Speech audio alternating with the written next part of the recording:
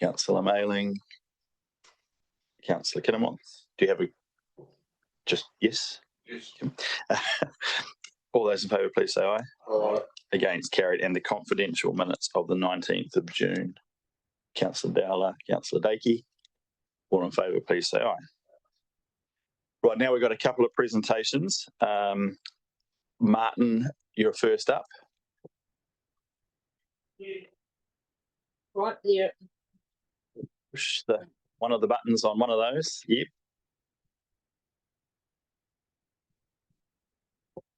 Welcome, Martin. Firstly, before you launch any presentation, just like to acknowledge the massive amount of work that goes in all the time. But over the last 6 weeks, hydrology and the people who work there have been a massive part of the response and recovery process. It's their job to interpret the massive data that arrives from a range of sources about what the weather's going to do, and then I guess interpret that, feed that through to the people who are managing the response, and put it into the context of what it means for our area, our rivers, streams, etc. So yeah, I'd just like to acknowledge all you and all your team. So thanks very much. Thank you, and it is a team effort. This is just a quick presentation on how we saw the flood, or the floods actually, and for us they were a blur of floods. And it is a story that began right back in April. So from mid-April onwards we had pretty much a weekly flood, of a smaller flood, but there was a low sitting off the west coast of the South Island every week right through until the first big flood. And that really set us up for what occurred in late June. And this just simply shows the rainfall in the Mutiri Valley, and it had already hit the annual average by the time that first flood came around. As we went into that flood, do I have a pointer? Probably don't need one. As we came into that flood, we actually weren't expecting anything too bad because the wind was northwest, and we knew that that meant heavy rainfall in Golden Bay and the hills behind Nelson, and that was our expectation. 200 millimetres of rain behind Nelson is not too much, but of course what happened is that wind shifted round to the northwest and it punched right into that Motueka catchment. And 200 millimetres of rain in the upper Motueka, the Motupico, the Dove, those areas, that's actually a lot of rain, and that's what we were faced with. And of course that area of that was worst affected pretty much sat straight over the top of most of the Motueka catchment, and also the Waiti catchment and the Mutiri catchment actually, which we don't have flow recording in, but that was quite badly affected quite early on in the first event. So that first flood, really, I'd have to say we were caught out. We were caught out in the area that it happened, and then when the flows started coming through, it pretty much was giving us a big information overload.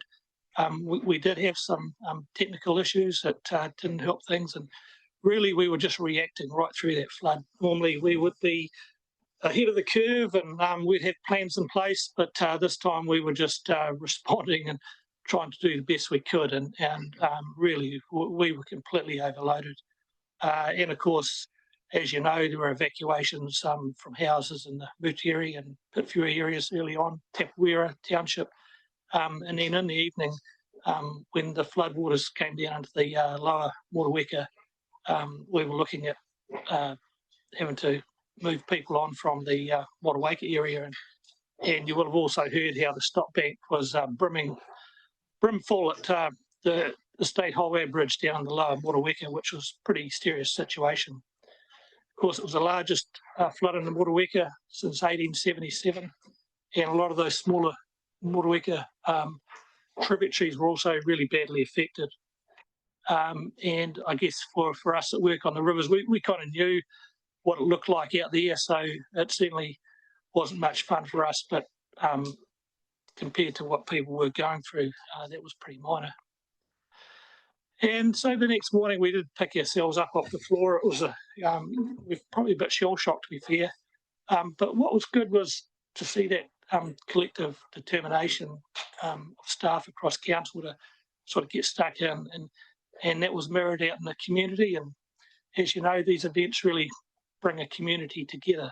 And not only that, but we had offers of help from all over the country, and we had surveyors coming in from the Bay of Plenty and ECAN. So that was really heartening to see as well. And then 2 weeks later, of course, we had a same thing happen again. This time the rainfall was shaping up to be a lot less, but we already had catchments completely loaded with water and a lot of damage in the rivers, and our models were showing pretty big flows to reoccur all over again. And so we certainly took it pretty seriously. I'm just going to show you a series of flow. So this is a table of flow.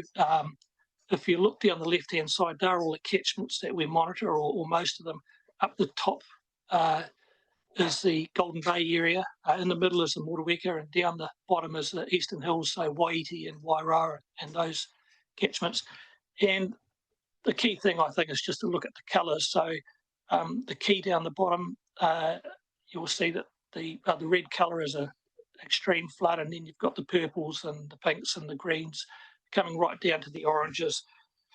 This was our table at 2 o'clock in the afternoon, and there was a lot of stuff happening all over the district, and we recognised this was pretty seriously. In the first flood, we had 3 people on duty, and we were overwhelmed.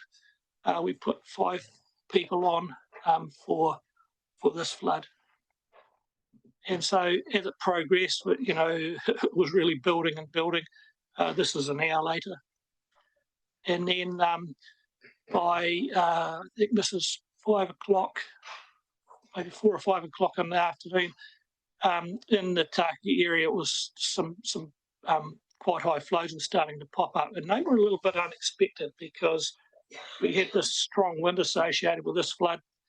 And it actually, as you might have seen, me say before, it was kind of like having Cyclone Gita embedded inside the flood that we'd had 2 weeks prior, and we were getting these strong winds pushing right over the top of the Rewalker Hills and into the upper Takaka, and we were getting very large flows there. So that was taking a fair bit of our concentration through that time, and the flows there were building, and then they started coming in on the Anatoki and Wainaro tributaries of the Takaka, which suddenly was starting to look a lot more serious. And also we had stuff starting to happen in the upper Motueka and the Waiheke area as well. And then as time got on, things were getting worse in Golden Bay, and building and building on this side of the hill as well. And this is just flow, so there's also wind going on, and you know, we're trying to keep track of where the rainfall is, and you know, Met Service information. We were pretty lucky. We've got still got a team of pretty experienced people here in Tasman, and as I say, we had 5 people there, pretty much all at the top of the game, and we weren't really keeping up even with that team on. We were really only doing the big picture stuff. And so it continued to build, and suddenly we're looking at evacuation in Takaka now. Takaka gets cut off, all access to Takaka is cut off at a very, very early stage. So you either need to evacuate well before a flood, which is an extremely large call, or people are going to have to shelter within the town. And that's the situation that we were looking at. Still unsure about how much, like Gita, we were unsure about how much flow was coming down from that mid-Motueka, mid-Takaka catchment. So certainly a lot of uncertainty, and some big calls having to be made. And at the same time, in the upper Motueka, it's all starting to kick off up there as well. And that went on, and it just got worse and worse. By this time of the day, and I think I could see up there, it was at 11 o'clock at night. No, it wasn't that late. There was something like 7 o'clock. The Taka had started to ease away, but the Motueka was really starting to build and build. And we were seriously looking at having the same flood all over again that we'd had 2 weeks prior, as well as that the Waiheke was had really high flows in it, and we're all super aware that with all those damaged riverbanks that this was going to be very bad for the community. And then all that flow started to arrive down the Motueka, and you know, it was pretty serious, and we were providing all that information across the CDM and directly out to the community as well, because the community, you know, they're making their own decisions, and they rely heavily on information from sources, one of which is from council. And so that was it was bad, but it wasn't as bad as the first one, but it could get worse. And in fact, later in the evening, it did get worse because at the bottom of the Motueka set of catchments, suddenly the Wongapeka started throwing a lot of water out. Now, that's a very large catchment, and when you've got a large flood and then one of the bigger tributaries, which hasn't been doing much, suddenly starts heaving water out at you, it's a pretty serious situation. So that's what we've faced at. We had no idea where that water came from. The rain gauges weren't showing heavy rain in that catchment at all. And it was really to do with a strong wind. That strong wind was just pushing moisture right back into the far reaches of our catchment, and in fact over into the upper Buller, which is kind of unheard of for a northwesterly event like that. And so suddenly we were faced with having to look at evacuating Motueka. It was potentially going to be a much larger flood, and so there was a period of about half an hour or so where we were trying to get on top of what those extra flows meant. Suddenly the Tadmore River started throwing out a lot of water, the biggest flood by far that we've measured in our records. And so that all came to play, and it was a 50-50 call really whether Motueka would need to be evacuated. But as we did all the calculations, and it became apparent that the Wongapeka and the Tadmore extra flow was not going to be quite as bad as it seemed. Just we were lucky with the timing. That flow was coming through after the peak from the other rivers had gone past. And so it was really a matter of sitting that out all the while, knowing, you know, damn well what was happening down that river. And so once again, you know, we next day we sat there and hell, what the hell just happened? And once again, pretty shell shocked. We're pretty lucky. This is probably the most important flow recorder we've got in the district. This is Motueka at Woodstock, up at the Woodstock Bridge. It has 2 sensors. We put 2 sensors on it about 4 or 5 years ago, just for resilience. One of the sensors had been washed away through that erosion, and we were pretty lucky that the main tower, which is the other sensing element, that didn't go as well. And if we'd lost that in the middle of that flood, that would have been extremely serious. But that's on the back of some really good work that the monitoring team had done to improve the structural integrity of that structure. So, as I've said, it was a bit of a repeat from the first flood. We had those really strong winds. We had some of the largest floods on record in the Waiheke, the Tadmore, third largest Wainaro and Anatoki over in Golden Bay. We had that Tākura evacuation notice earlier in the evening, and then we had that 50-50 call on the Motueka evacuation, which was really quite a big one. And of course, the damage was far worse the second time round. So we picked ourselves up off the floor again, and we actually considered ourselves pretty lucky. We were unfortunate. There was a death in the cleanup. Was it the first or second flood? It's all up blue now, but we were lucky that no one died really in either of those 2 floods. When I say, you know, a member of the public down the Motueka River in particular, we're lucky our flood warning infrastructure held together. I mean, it was on the back of some work that we have done, but compared to some of the big floods in Canterbury and Hawke's Bay, where they lost a quarter of their flood warning infrastructure, we were lucky enough that ours did hold together, and we were lucky our website held together. I can't overstate enough how important that website is to members of the public. They're not making decisions based on what civil defence says. They're making their own decisions on information, and a big part of that information is what this council provides them. And it's critical that we've got a good, robust website providing good information, and it's a work in progress, and we'll continue doing that. And it's one of many works in progress, and we're pretty determined to keep working on this and getting it right. And that's all from me. Thanks, Martin. I'll open up as questions.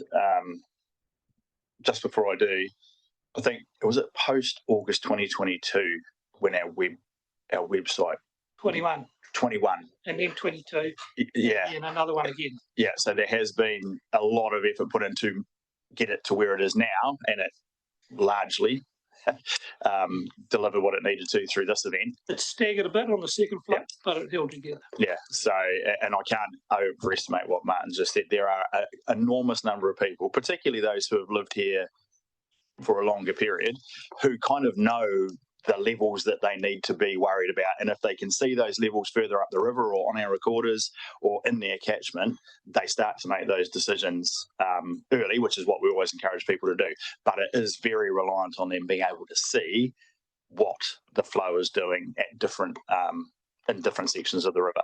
So again, I really want to emphasise that. And the other thing is, I think we are incredibly fortunate.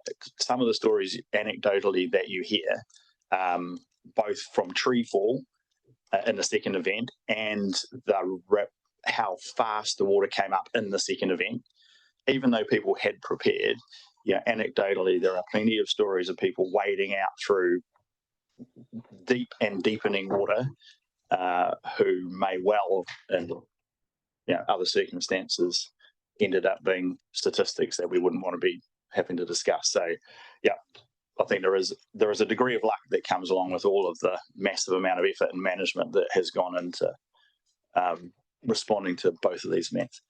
So with that, I'll ask Rob. Just to reinforce that, if it's okay, through the Mayor, the first event, 48 hours, we had 230,000 hits on our website. Now with the peak, 11,000 hits in 1 hour. The second event, which was roughly 12 hours, we had 160,000 hits with 14,000 within an hour. So that's a massive load for our website. So it was well timed to do that work. Cheers, Rob. Thank you. Other questions? Councillor McKenzie, then Della, then Mayling. Thank you. Just to start off by thanking you for all your efforts, and some of those hits on the website were me. How could you just explain to me how your work might have been different had we already had a rain radar? So I'm trying to understand. We've had a lot of media about the fact that as a district we're now going to get a rain radar. How would that have changed things for the hydrology team? We've got some 45 rain gauges around our district, and there are some in Nelson City. So we do the flood warning for Nelson City as well, at least for the time being. That's not a lot of rain gauges to cover the area of Tasman, which is the largest district. And so there are little pockets and corners, in fact, large pockets and corners with no rainfall information. When we're making flow predictions and providing that information to the public, a lot of it's based on what rainfall is falling in. And so to have the ability to see these areas where rainfall is falling heavily, that we, at the moment, we currently don't, is an enormous advantage for us. And a good example in this flood is the flows that we got out of the Wongapeka and the Tadmore catchments. They occurred from rainfall generated right back in the very headwaters of those catchments. We had no idea that was falling, and our experience over a long period is that that particular type of storm doesn't penetrate that far in. It was the same for the Upper Takaka. And it's not just these floods, there's a long history of floods going back where we've been unable to see the full extent of where that rain is occurring.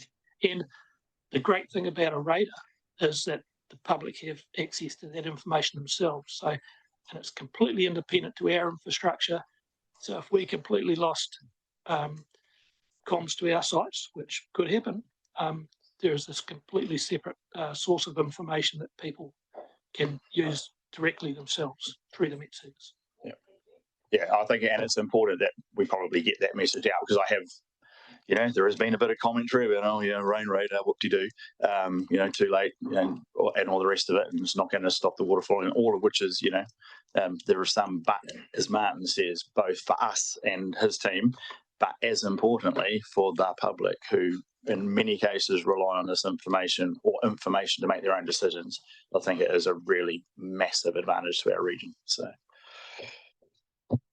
I'll go through the list. So Councillor Dowler, Councillor Mayling, Councillor Hill, Councillor Mara. Thanks, Martin. A few of the oldies that live in the Motueka Township have been in contact with me and just felt that even though we've got a water monitor at Woodman's Bend, a recorder, they feel that it should be shifted further up the river, because a lot of water goes around the back of Peach Island once things get going, and the monitor at Woodman's Bend's not accounting for that water. So they're just saying that maybe it should be shifted up, because they all go and stand by the bridge, and that's where they get their feeling of whether they're in trouble or not.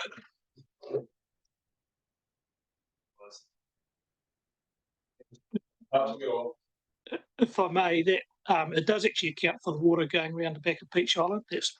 We measure water level, and then we use a mathematical equation to convert that to flow. That equation actually includes the water going around the back of Peach Island. So it does include it. Thank you. Councillor Mayling. Yeah, Martin, thanks for all your work, and having an experienced team working with you must be a great comfort, because when you look around our district, you can see where that rain is falling at times. And I always look at the headwaters on ours, and I hit that website. But I'm just wondering, in our long-term plan, have we got the upgrades that you want going forward, or we need? It's not the nice to haves, what we actually need going forward. So we have something like $750,000 applied for with the Kanoa Fund. So that's an national infrastructure fund. We will be meeting that with 40% of our own funding, and that's in the plan. So that's budgeted for. Of course, on the back of this rain radar now, it's great that we've got this $5 million radar coming, but we do have suddenly an unbudgeted commitment to our part to utilise that information. So we have to ingest that information and build it into our flood models, and also then provide that information in a way that the public can use it. So that is not budgeted, and we're just working our way through that, but it's something we can't avoid. Thank you. Councillor Hill. Thank you, Chair. Look, thank you for the presentation, and it's probably hard to comprehend actually all the goings on at the time, within council and within emergency management. Just a phenomenal effort, really. One of the things that was said over here in Golden Bay was that it was thought that the dam was let go on the night of the event of the Friday night, was it July 12. And I've spoken with Matt about that, around what really happened, and I think there was a conversation prior to the first event with the Manawa Cobb Dam people, and the reservoir was let go a bit. I understand there's limitations about how much can be let go through those valves, but it was lowered to make room. And then there wasn't a conversation prior to the July 12, and and there wasn't enough room in it to take what came, so it did spill over. And that's what was happening through that night, was actually just it being full and spilling, as I understand it. And I've had a very good email from Matt explaining, and a post actually came out after our conversation explaining actually what the percentage was being, added to the event from the spilling. But just listening to you now, it's and what I have been told was that there wasn't more fell than was expected right there. And then hearing you say about the Apatakaka and the wind pushing right up back into there, would that have been what happened for more rain to fall right there, and the Cobb actually, get more in the reservoir than they were expecting? Well, exactly. So it was that really strong easterly circulation, if you like, which is what happened in Gita, that just blew straight over the top of the Walker Hills into the Apataka and into the Cobb. So Right. From a northeasterly storm, you simply wouldn't expect that.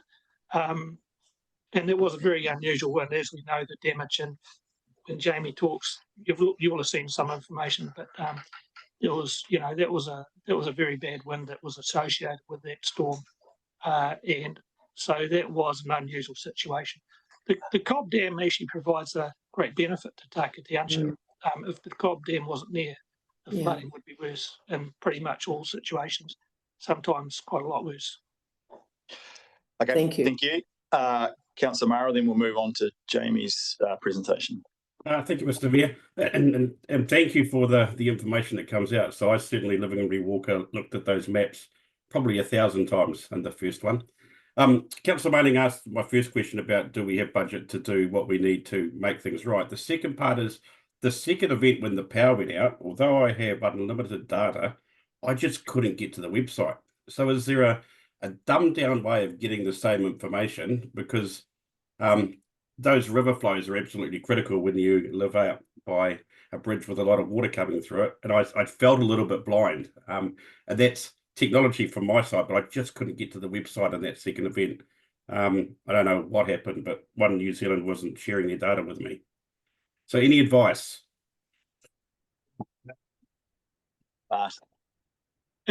We're highly reliant on the internet now, and if you don't have a connection, other than your own networks, there's, off the top of my head, I'm not sure what we can actually do.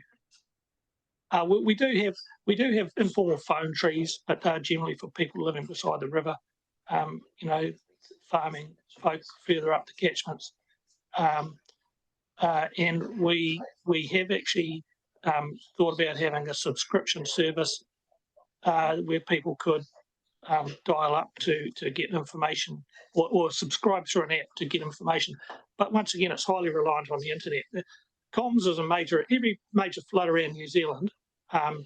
Comms is always comms and power is always the biggest issue that's faced.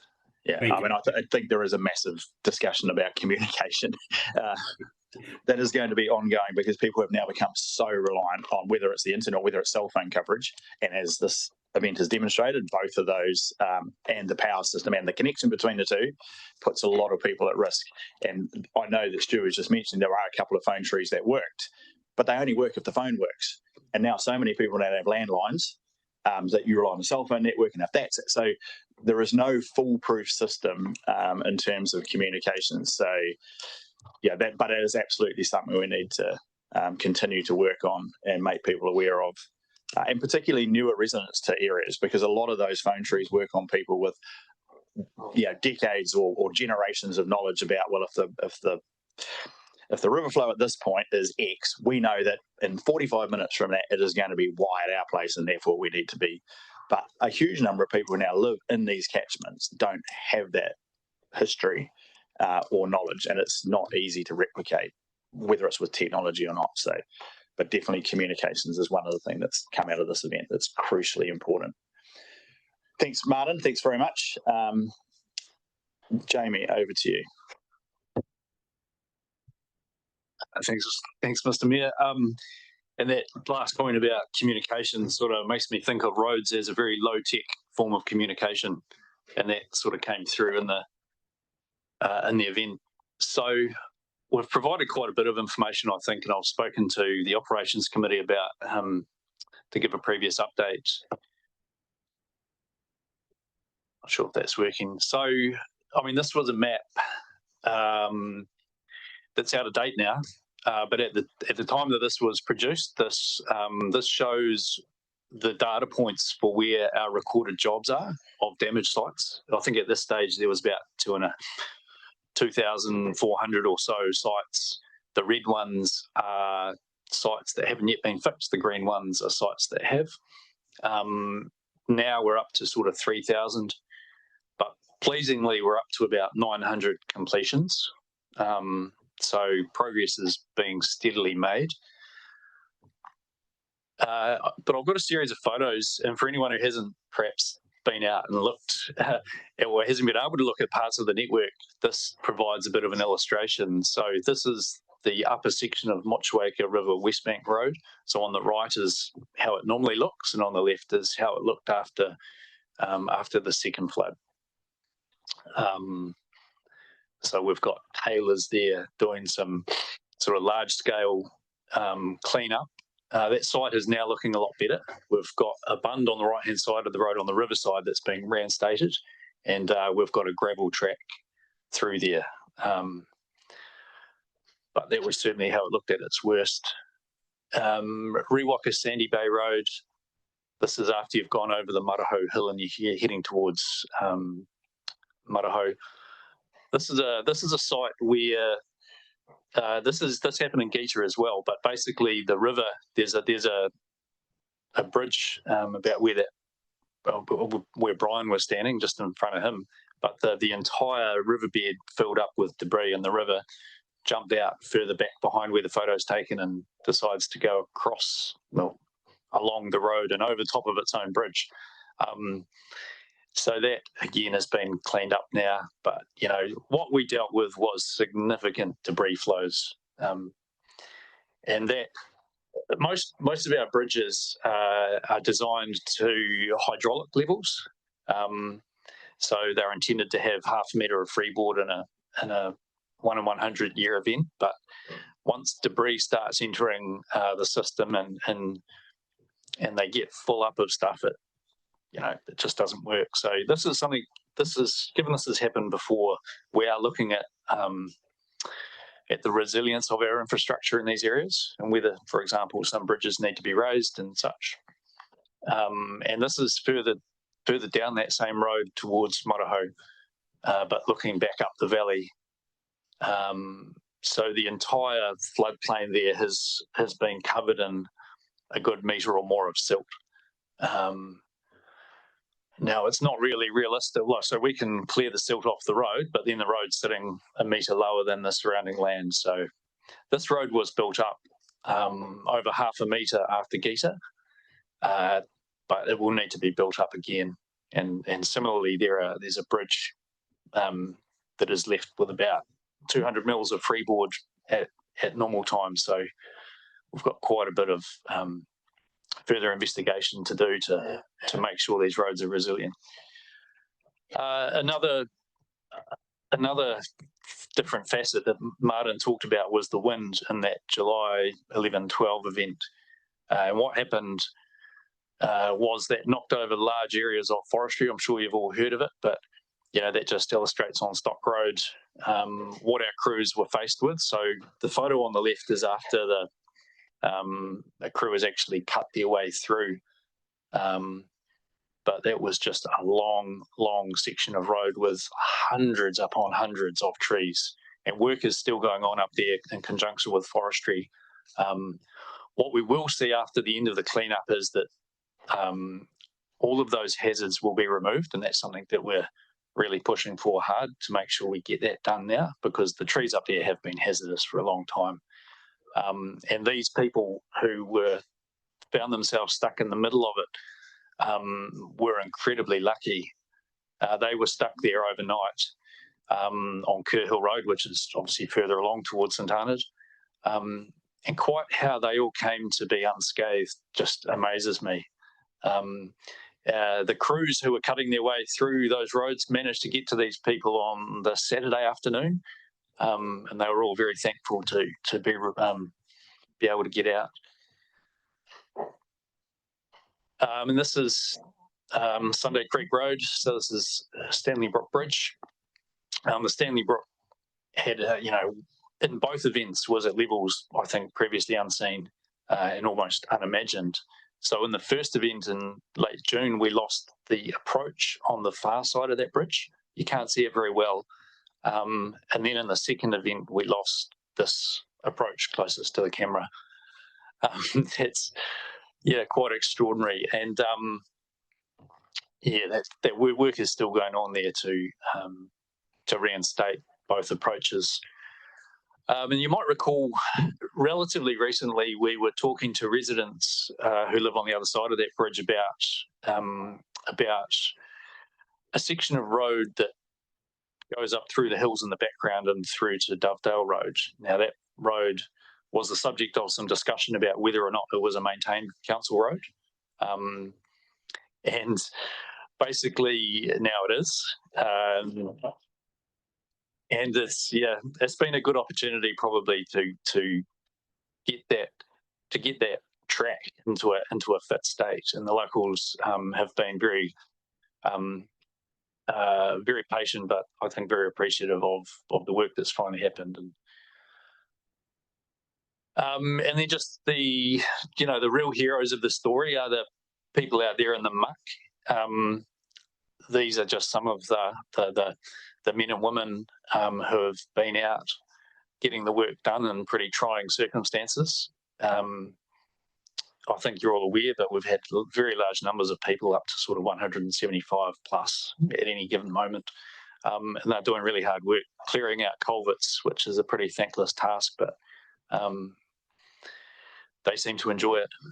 And very rapidly, trying to get surfaces back into a safe state, because it's not long before everybody expects the roads to be back as a super highway that they can do 100 kilometres an hour on. The expectation creeps back relatively quickly. We get a grace period after the event, but we're now at that stage where we're trying hard to meet expectations, but also having to manage expectations.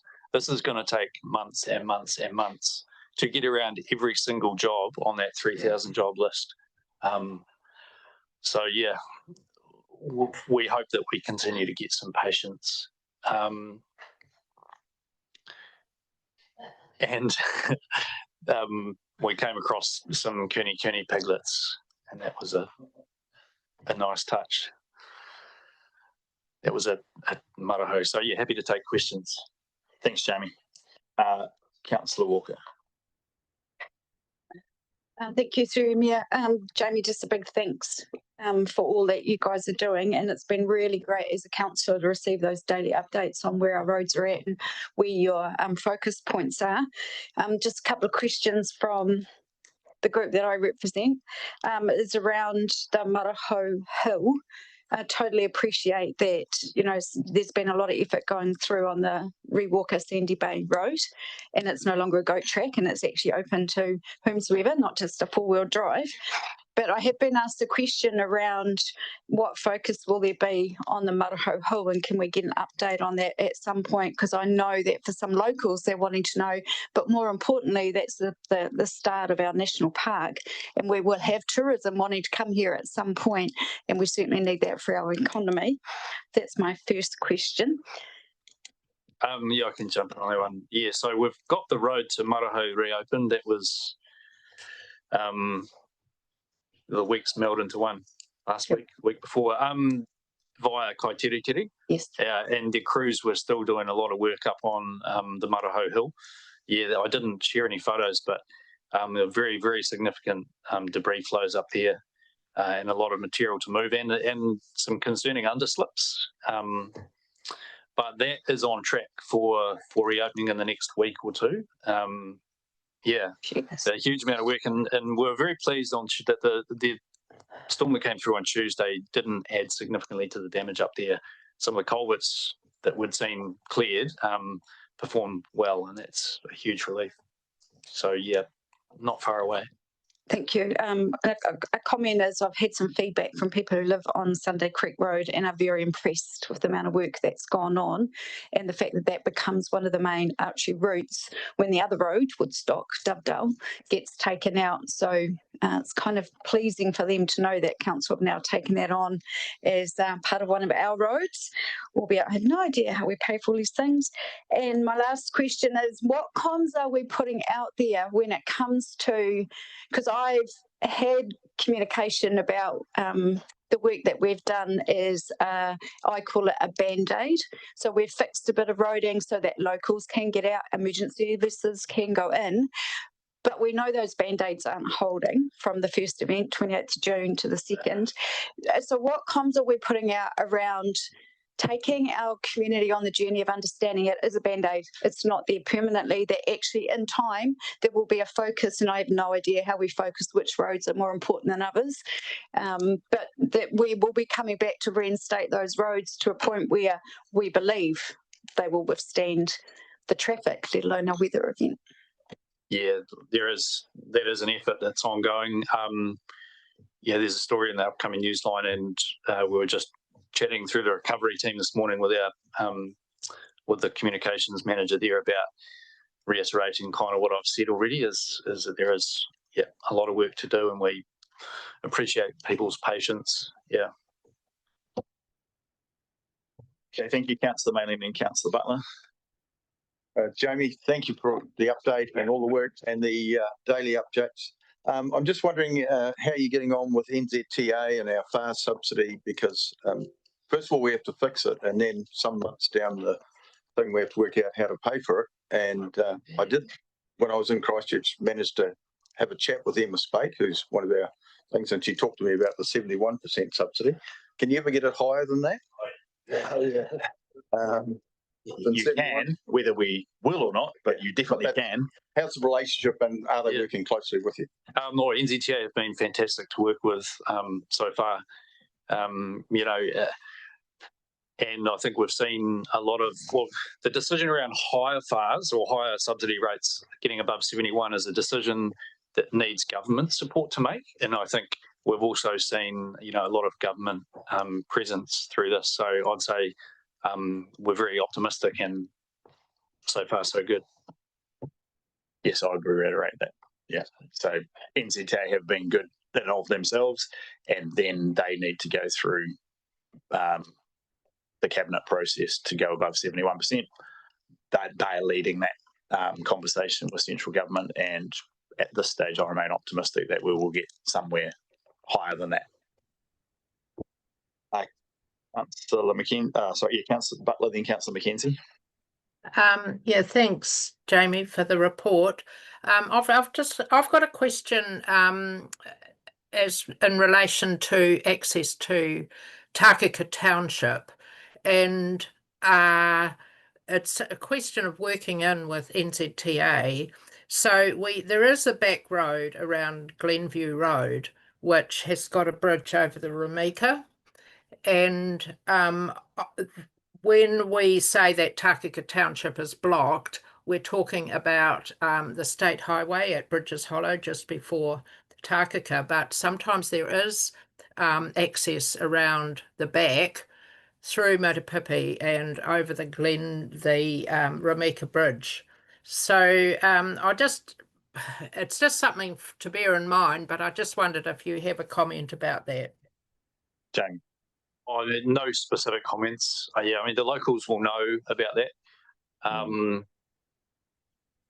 You know, it's not a state highway standard road, so it's always quite challenging to put in place detours for state highway traffic onto roads that might not be suitable. It is something we talk about regularly with NZTA, and we'll perhaps have a chat about that one. Yeah, but yeah, I just got a single lane bridge. There are other issues, I guess, along Able Tasman Drive with regards to surface flooding, and yeah, it's getting detours in place at a time when all hell is breaking loose is a bit of a treacherous business. Yeah. Thanks, Okay, Jamie. Thanks very much. And, you know, we can take that forward with info into the Golden Bay area. Thanks. So Councillor McKenzie, then Deputy Mayor Bryant, and then we'll move on with the agenda. Thank you, through the chair. Jamie, just a question about the Great Taste Trail. I guess, you know, maybe my particular interest is the bit from maybe Wakefield through to Kahatu, up that Waiheke Valley. I mean, obviously, it had become a very well-used asset. I'm assuming there will be impacts on local businesses because that's not available now. So who will be involved in what the plan is going forward? Who will make the decisions? And how do we imagine it would be funded? So planning is already underway for how to reinstate that, you know, because significant links have been washed away and will need to be put back somewhere, whether it's where it was or whether it's somewhere else. We had a really good visit from MB, the Ministry of Business, Innovation and Employment, who provide funding towards the Great Taste Trail. Their investment advisors visited on Friday. That was very productive, and they are indicating that they will be supporting our rebuild. In the past, we have received up to 100% subsidy for work or emergency work on the Great Taste Trail. That's our target again this time. It is a much larger event, so we'll probably have some more hoops to jump through. But the discussion, around and decisions around where it's best to put the trail will be made as a combination decision between MB, who will tell us what conditions or what risk they're prepared to accept with their funding, and with the council with regards to being the asset owner and potentially the asset funder. So there's still a lot more detail to be worked out there.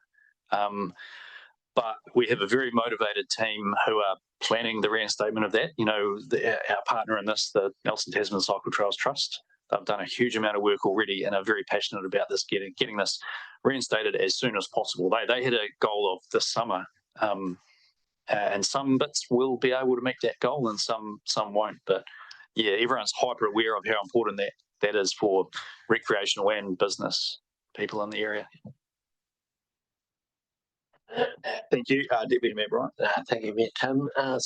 Thank you, Jamie, for the huge amount of work you and the team have done throughout both events. Really do appreciate the updates that have come from Drew or someone in his team. They've been really good.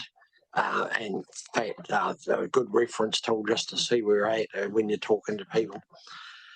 So really appreciate that. The huge amount of damage, and where Councillor McKenzie's just been talking about Waiheke catchment, Tapawera, both without cycleways, roads and the state highway, but all the parties have responded remarkably well under the circumstances. Just would mention that one of the other parties with the cycleway, of course, would be the landowners will have to have some input at where and when it goes. Just in relation to the roading, the state highway, ANZ Tower have been very responsive and right onto it right from the get-go, and responded really well, as we have. And I think this follows on from where Councillor Walker was. There has been one or two places that had previously kept popping out and have become a bit of a resilience issue. We look to revisit them. I'm thinking particularly of things like the creek at Rakau that keeps popping out across the Tadmore Valley Road, and did again the other day when there wasn't too much rain.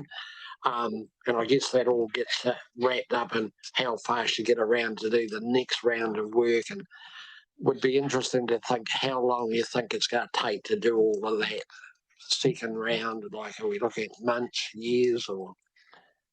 Yeah, so we certainly are making a list of all those sites that we want to do, and there's already thoughts in place about how to make certain spots more resilient, like Tadmore Valley.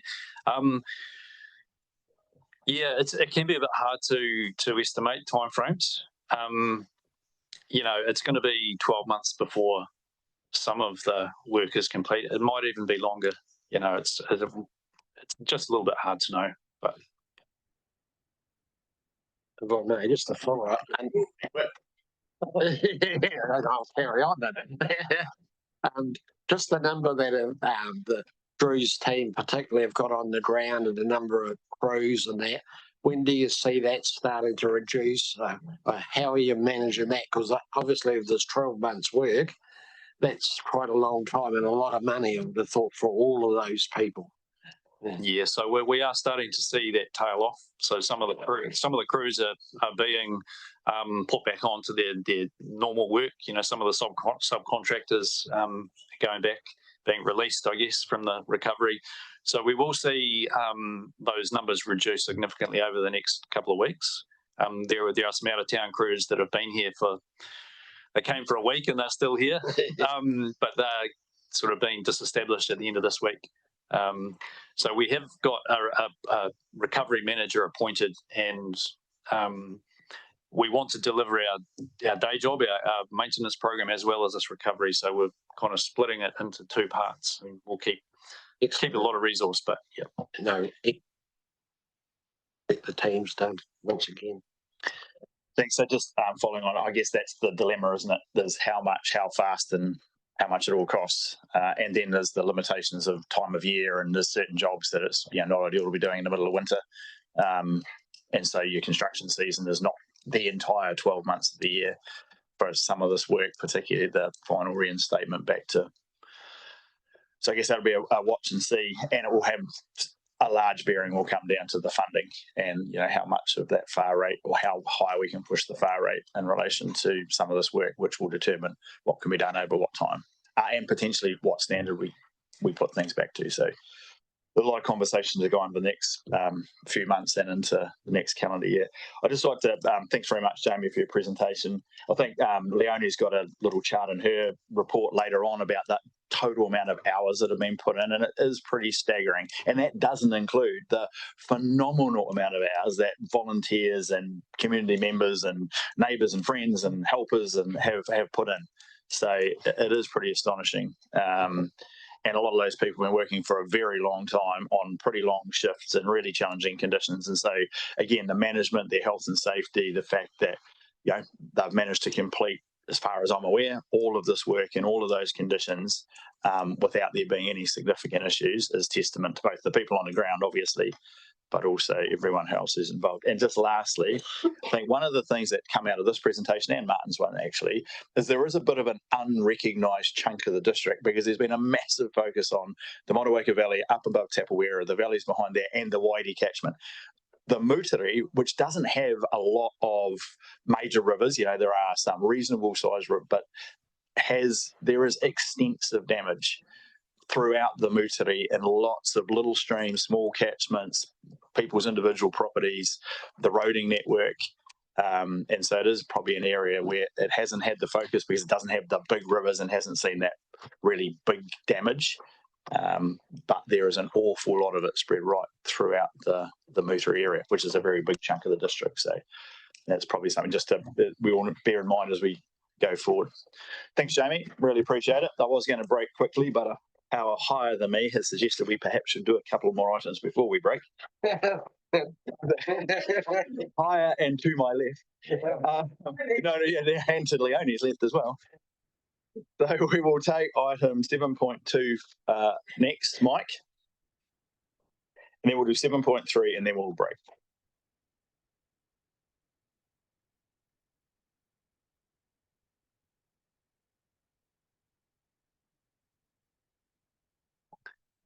Through you, Mr. Mayor. So this report on the Ratepayer Assistance Scheme proposal, it serves two purposes. One is providing you with a recommendation on council funding for the further development of the proposed scheme. My understanding is the development of the proposed scheme will not be impacted by this council's decision, as there are already sufficient commitments of funding to allow the scheme to go through to its final form for consideration by local authorities. The information that's provided in the promotional attachment to the report, it's still at high level. There is much detail that would still need to be resolved. And the matter of the LGFA involvement and council use of the scheme are all decisions for a future council meeting. The LGFA's involvement will require shareholders to agree to that. There are a range of views around the Shareholders' Council, as one might imagine. With that, the only comment I would make is this has primarily been driven by the metro councils and the high growth councils. So you can imagine, I've been given an indication that Fletchers are very supportive of having development contributions funded through the levy approach suggested in the scheme. You can imagine 3,000 properties coming in as a lot of development contributions or development levies, and they stand to be in a pretty good position should the scheme in that form proceed. So with that, I'm happy to take the report as read and answer any questions.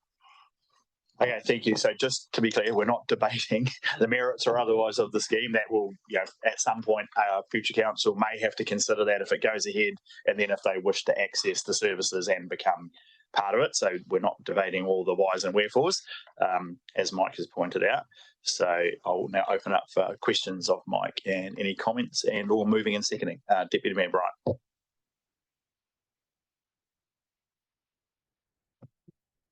Thank you, Mayor Tim, and the higher authority.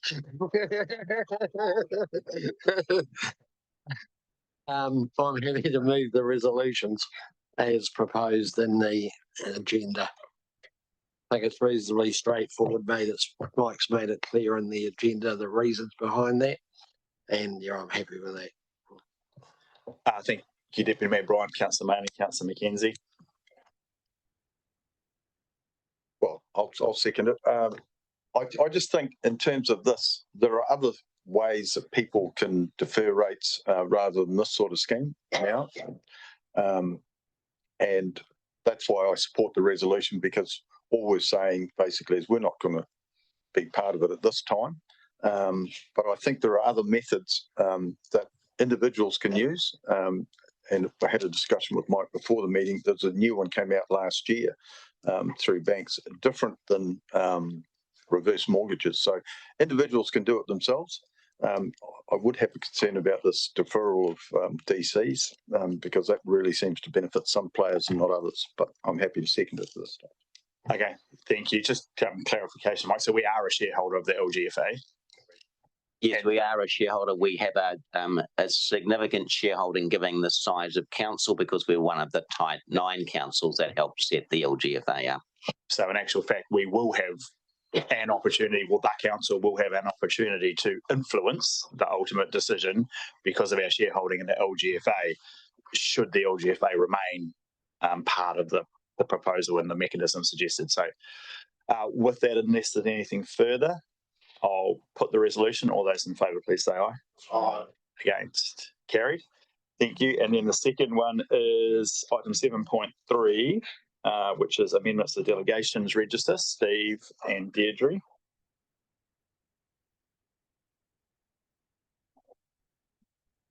So this is on page 33.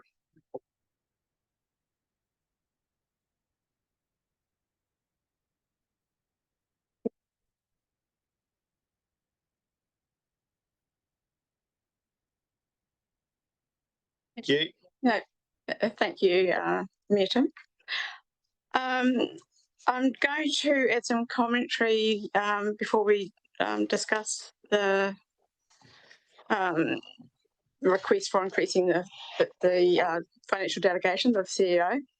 I appreciate that it's a considerable increase, and perhaps a few people may have been taken aback by this. I also apologise for the typo in the attachment where we had not, we hadn't changed it from what we were originally going for, 5 million to 10 million. So at this point, the sheet should say 10 million. So what I want to try and do is give you some comfort as to why we're asking for 10 million. And what's sitting behind that is that we have a new procurement policy which is changing the processes of how we do procurement. And you might wonder, well, why has this had to change? And the while the project space at council is very well run and organised, there were flaws found in the operational and service procurements which were occurring that needed addressing. So we reviewed the processes that were there and have come up with a new model. Before I proceed any further, the 10 million threshold is only for procurements, so it's conditional on the procurements having been approved already in the 10-year plan, the long-term plan. So it isn't a free fall to add additional spending. The spend is already approved. Further from that, there'll be more rigour and control around procurement and the process of a procurement, so that we are introducing a procurement panel made up of managers from council staff, and they will manage that procurement process from the procurement plan through to approval. And so what that does is, whereas at the moment the tender panel gets all those procurements which are beyond the CEO, but a lot of the time the process of that procurement has already been completed, and so though they can draw attention to where improvements need to be made, often the gate is shut and it's too late for that process to be improved. So with the introduction of the procurement panel, as soon as there's been a function of that procurement which doesn't meet the satisfaction of the procurement panel, it can be addressed at that point. So before it gets to the final point where it can be approved, all the nuts and bolts have been taken out of it. So what will happen there is a more robust system and a smoother process. Do you want to say something, Steve? I was just going to add to that through the Mayor. So it's very important to note that there's not been any inappropriate procurement going on. This isn't about that. We have tightened up our process to deliver more transparency, particularly to operational and service expenditure, where the nature of those contracts are such that you get recurring years of an engagement with a particular organisation. So say it might be an organisation that delivers our communication services, or say it might be a licensing arrangement that we have ongoing with the supply of software services. What we found is that the enduring nature of these relationships often brings us up against what's called a lifetime threshold of the value of that contract. And $1 million nowadays is very easy to reach very quickly in terms of a lifetime contract. And so what we found ourselves doing is having to go to either to the Mayor or to the Chief Executive through the tenders panel to have an exception for a particular ongoing service relationship that we have with our suppliers. These relationships have been established either through tenders or through Section 17A reviews and those sorts of things. So the bona fides of those engagements are well and truly documented and are true and correct. But the efficiencies of having a $1 million limit for the Chief Executive on these contracts means that we have to continually go back and refresh the allocation of funding for those. So the new policy brings more attention to the procurements panel and how we might be able to establish those enduring contracts, and B, provides the Chief Executive with the facility to enter into a contract which might go on for multiple years. Okay, thank you, Steve. Thank you, Deirdre. Anything further before I open it up for questions? No, I'll probably pass to Doug for the detailed answers to questions, okay, which he's more conversant. The only other thing I would add is that the tenders panel would still have a function, because any of the procurements which were over and above the 10 million would still be required to go to the tenders panel. Okay, there's two things. There's the changes to the delegation. So it's not just the dollar figure. There is other changes to the process as well. So Councillor Maley, and then Councillor Mackenzie, and then Councillor Murray. Right. Well, I've sat on the tenders panel for probably 9 years, and in this last term, we've been available to meet every week. The only time we're not available is probably the 3 weeks after Christmas. But even then, I'm certainly available because all you need to do is give me a phone call or the panel. So I don't support it going to 10 million. The reason being is I want to provide protection for the CEO. She shouldn't have to make these decisions on her own. So having the tenders panel with a quorum of, there's 4 of us, 3 elected councillors and the CEO.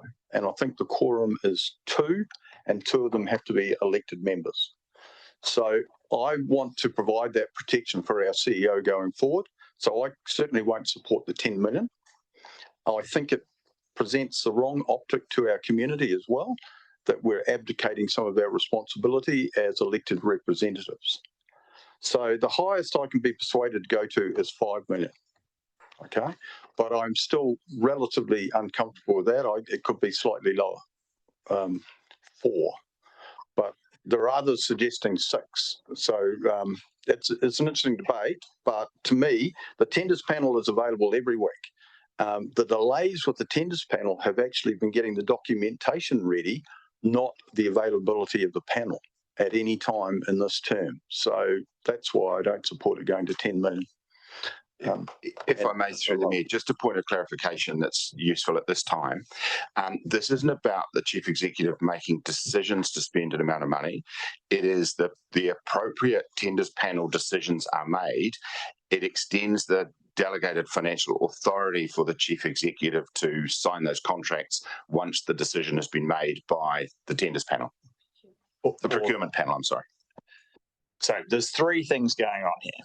There is the change from the tenders panel to the procurement panel, which is different. And there's the change to the dollar figure for the delegation to the CEO to sign the final contract once it's been through one of those processes. So we're all clear. There's, sorry, not 3 things, 2 things, 2 major things. Shift to the procurement panel from the tenders panel up into a certain level, and then obviously it comes back to the tenders panel. And also the change in the dollar figure. So councillor Mailing's illustrated concern with at least one part of that and potentially both. So I'll now come to Councillor McKenzie. Thank you through the chair. Look, I completely support the idea of moving to understanding whole of life costs. I mean, that's a no-brainer. It's really sensible. What I'm not clear in my mind is how we would assess the maturity of the organisation in understanding and arriving at what the whole of life costs are, and what is the rigour that is put around that.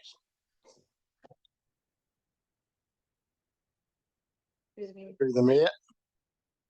Do I just keep on? I've got one of the reasons we're having a panel is to bring that out. Okay, there have been instances where people have in lower value procurements not realised that the extension in actual fact counts whole of cost is included in the total whole of cost, or that they may be paying something out that they haven't estimated, such as disbursements or whatever it is. And so by doing that way, if we look at, say, a procurement that I'm looking to do at present, it's the 3 + 3 + 3. And so the value will get over the $1 million, but it is actually only a small expenditure each year.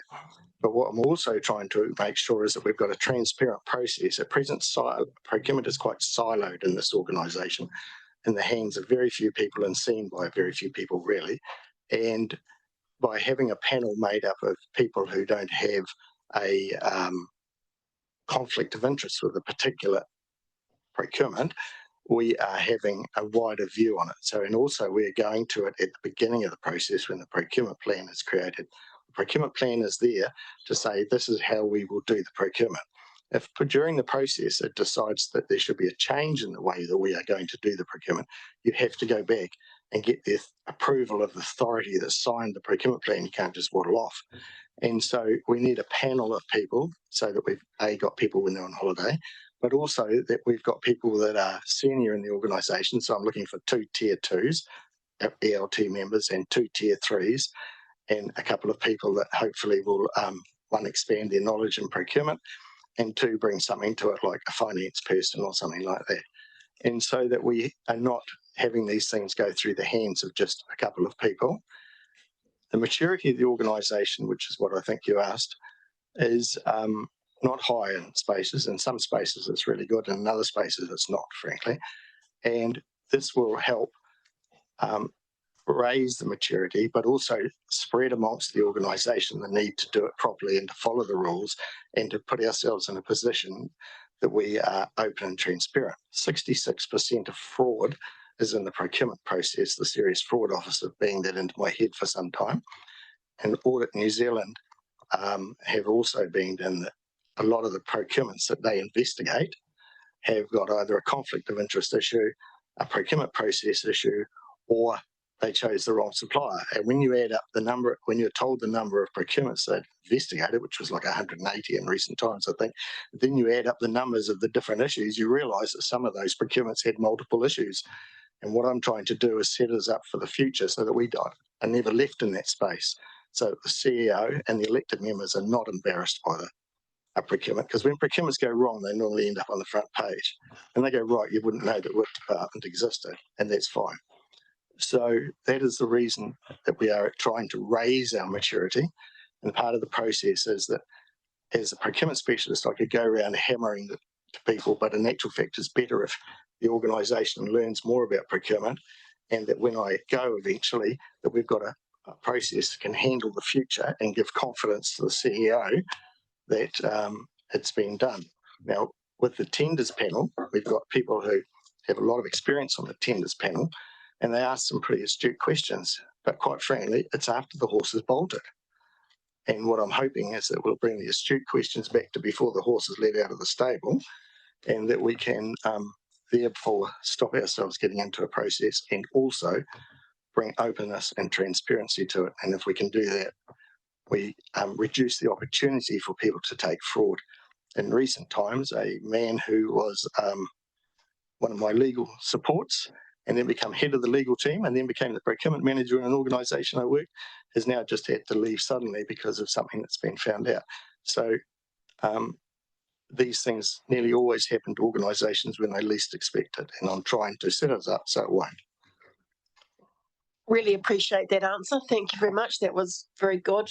You know, I support having really good procurement practices in an organisation, and you did drop in that one critical word for me, which is as part of your procurement panel, you would look to have that finance capability in there, because I think that's really, really important. So thank you, appreciate. So I think it's important. So I haven't gone through this. I don't think there's any debate about the processes being set. The process is best practice. It ticks the boxes. It's based on all the lessons and the learnings and the information that come through various sources, particularly through Audit New Zealand, etc. So I think the debate is about the number that you want to put in there. My personal view is the process has been outlined, the work that's been going on, the suggestion to broaden out and lift up the maturity around procurement across the organisation is 100% the right thing to do. And the work that's gone into putting this together is really good. I just think we need to focus on whether it's 5 million, 10 million, or some other figure. With that, I have a list of speakers. So Councillor Greening, Councillor Maru, and Councillor Kinnemoth.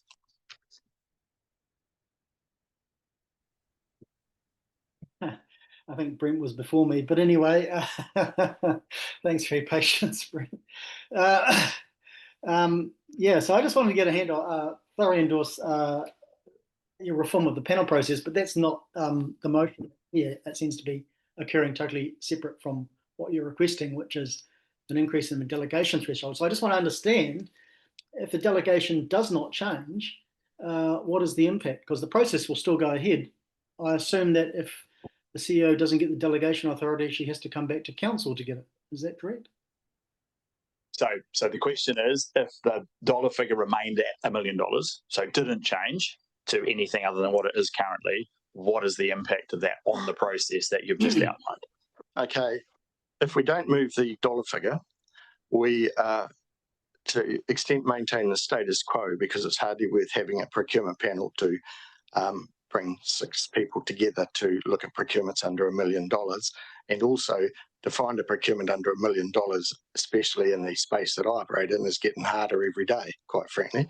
If you're spending $400,000 a year on a 5-year contract, well, you're straight away past $1 million. We have a lot of contracts that have been in place for a long time in the services type space that will need to go to market. Should go to market every 5 years to test the market and be fair to all suppliers, and we haven't been doing that. So you're saying the delegation is being sought so that the panel can review above 1 million? I'm saying, may I answer? Sorry. Yeah. I'm saying that the delegation needs to be raised so that the CEO can do what's in the long-term plan and the annual plan, because it's only about the long-term plan and the annual plan. Right. And I just want to get clarity because you just said. So if you just let him finish. So so what you can do in the long-term plan. So I think the key thing is the $1 million, or the $5 million or the $10 million is about the second part of the process, or the end of the process. If it remains at a lower figure than 10, you would still expect the procurement panel process to exist. Would you, or would you not? Or would you say, well, no, it just goes straight through to...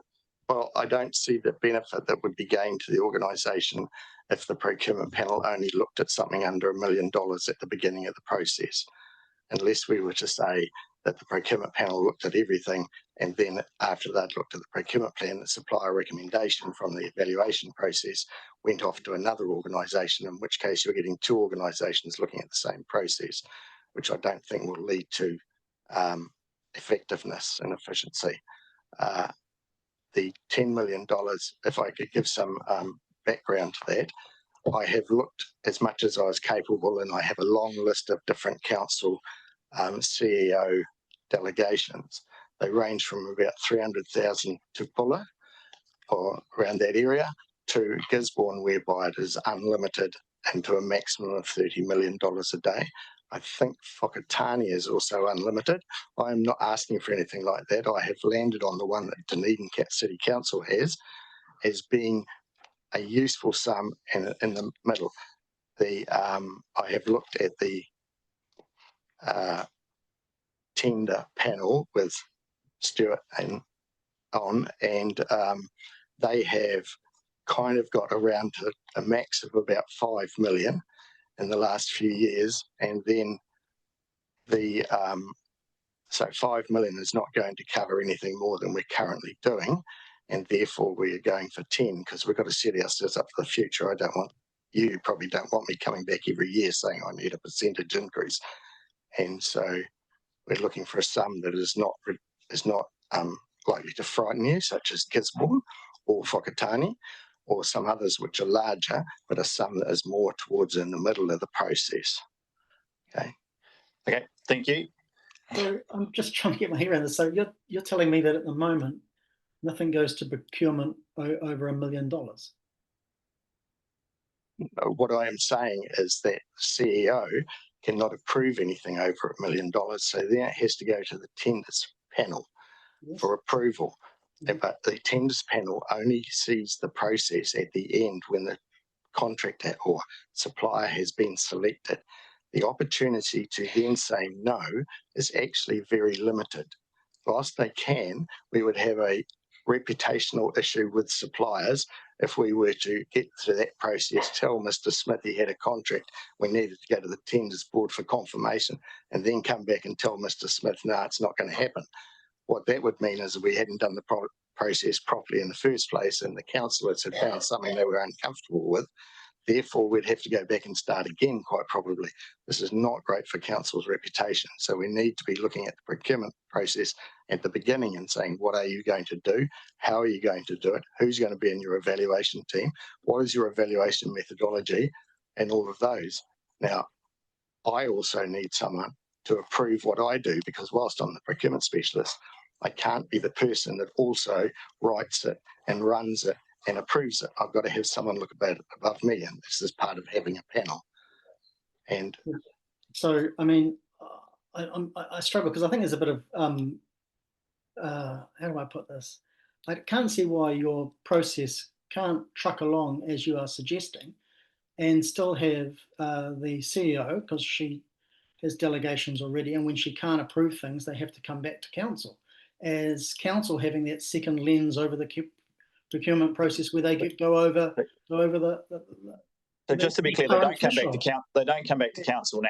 The tenders panel has the delegated authority, and as was just outlined, they have very limited ability. Has also been outlined. They often ask some very good probing questions. Yes, but if the outcome of the so this Councillor Greening, could you just I'm trying to get clarity here, and you keep interrupting me. I'm trying not to understand. Interrupting you. I think it's the other way around. So, for clarity, the conversation is about ensuring that the process and that what is outlined improves the decision making. Yes, I understand that, Jim. You don't have to reiterate it. I'm trying to understand what the threshold is at the moment for the procurement team. Can they, if it goes through the process at the moment, they can sign off anything that goes through them as long as they approve it? Or does it have to go back somewhere else if it goes over their threshold? What's their threshold? Or is there no threshold? So is that the question? What is the threshold for the tenders panel? The threshold for the tenders panel is kind of unlimited from what I've seen. So the current delegation to the tenders panel is unlimited as long as it is within the budgets. So same criteria within the 10-year plan, annual plan, the tenders panel, unlimited delegation to approve based on the recommendation and the information they receive from the part of the organisation that is running that particular tender process. That is the key to the issue. Thank you very much. Right. Councillor Murray. Should have been in the report. Can I just say that? Thank you. Thank you, Mr. Mayor. I'm uneasy with this report in terms of the threshold being requested at $10 million. I'm probably uneasy at $5 million. So we've talked about efficiencies and transparency. I'm just not sure how transparency increases when we take elected members out of this, that last step of the process. So if the last step of the process at tenders committee can't actually do their job and say we're concerned and stop, I'm more concerned about our current process. So I'd rather have a look at what the tenders committee's delegation is and how that's enhanced than putting no disrespect, but putting an in-house senior leadership team together that, as an elected member, I may never find out about tender processes. At least now I can go into the tenders meeting minutes and have a look at that. It worries me.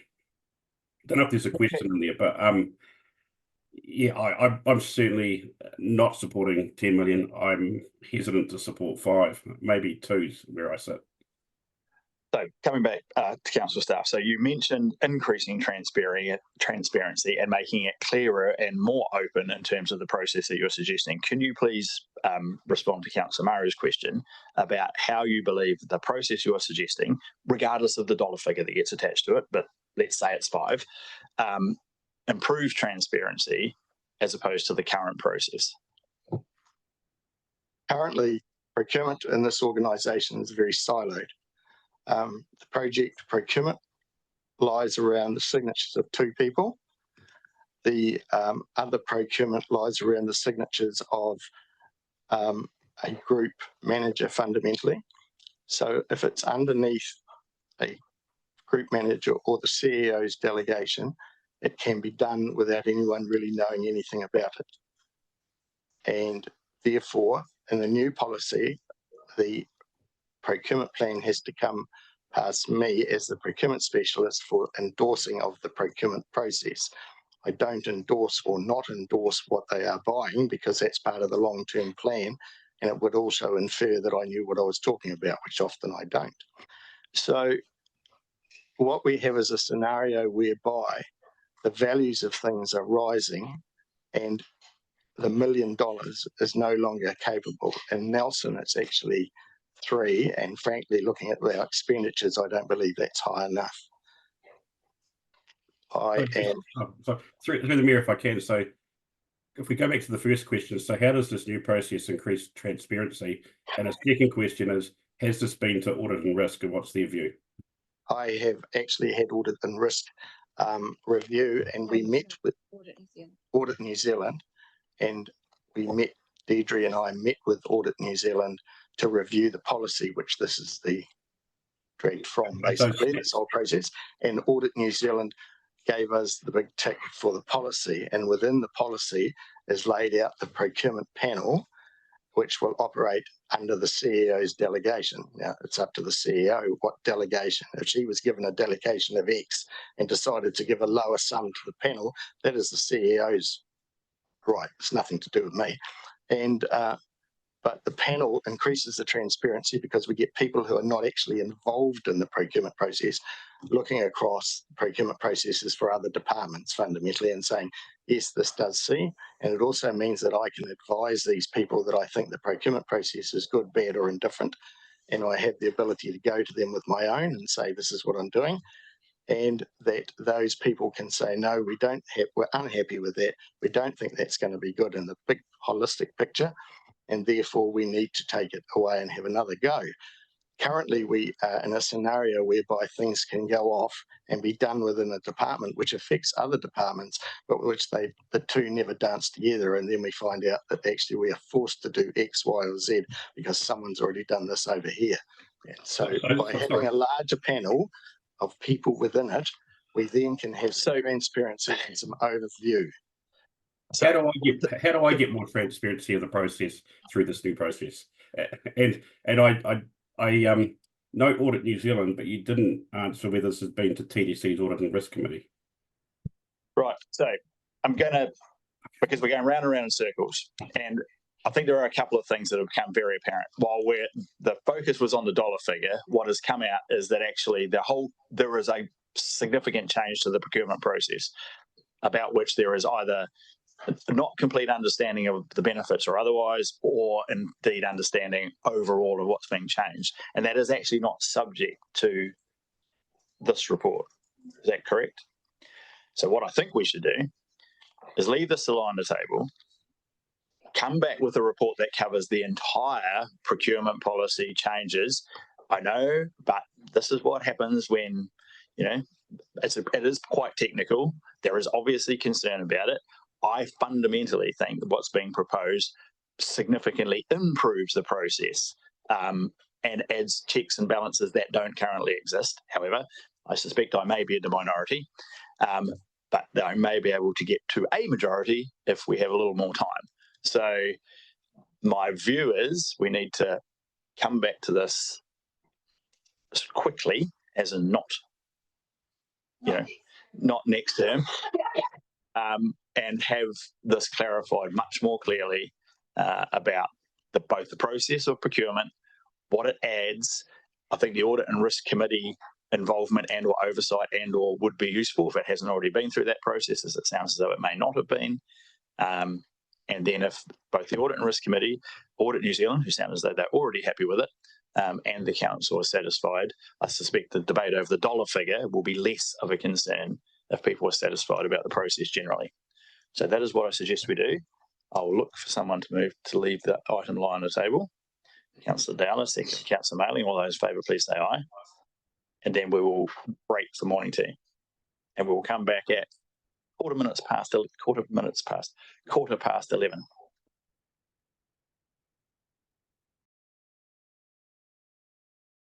So we have grant and item 7.4, reserve financial contributions for Richmond AFC. Grant. Thank you, Mr. Mayor. To start with, I'll just draw your attention to 2.1. There's a slight error there. The funding was approximately 66% or 2/3 of the total project that the club undertook at Jubilee Park. It says 60 in the report here. So I'll take the report as read. I'm just happy to take any questions. Okay, thank you, Grant. Councillor Mailing. Look, I'm happy to move this. It's unfortunate they ran over budget, but they did an awful lot of work themselves using volunteers and that's possibly what happens when you get volunteers doing an awful lot of work. But we've ended up with a very good asset for our community going forward, hugely improved, particularly for the women players, because it just wasn't suitable before. And they've ended up in a hole which we don't want to see them in. And this asset will benefit the community for many years going forward. And the additional amount out of the Richmond ARCs is not huge when we have a very healthy balance going forward, and it will continue to grow, even with the big projects that we've got going forward, particularly the Peyton Road Reserve. Thank you, Councillor Mailing. So it has been moved, Councillor Mailing. Councillor Dakey. Happy to second. Club took on a really big responsibility here. But obviously, if we had built this, we'd be covering the whole cost. So the fact that they got this far on the project with volunteer labour and the work they did is absolutely awesome. And it's a great build. And it's probably up for us to tidy up our little area down there now as well and make it match their nice new building and facilities. So well done to the club. Happy to support. Thank you, Councillor Dakey. Councillor Ellis. Thank you. I will be supporting this, but I do have some reservations, and I'd just like to know, Grant, what are we putting in place to prevent this happening before? Because I gather it's an oversight, the miss that there were contributions to be made. What have we put in place to ensure that groups that are taking on these substantial builds, everybody's aware of what's happening and that all of the costs are covered and there's no surprises like this as we come out the back end of the process? Grant.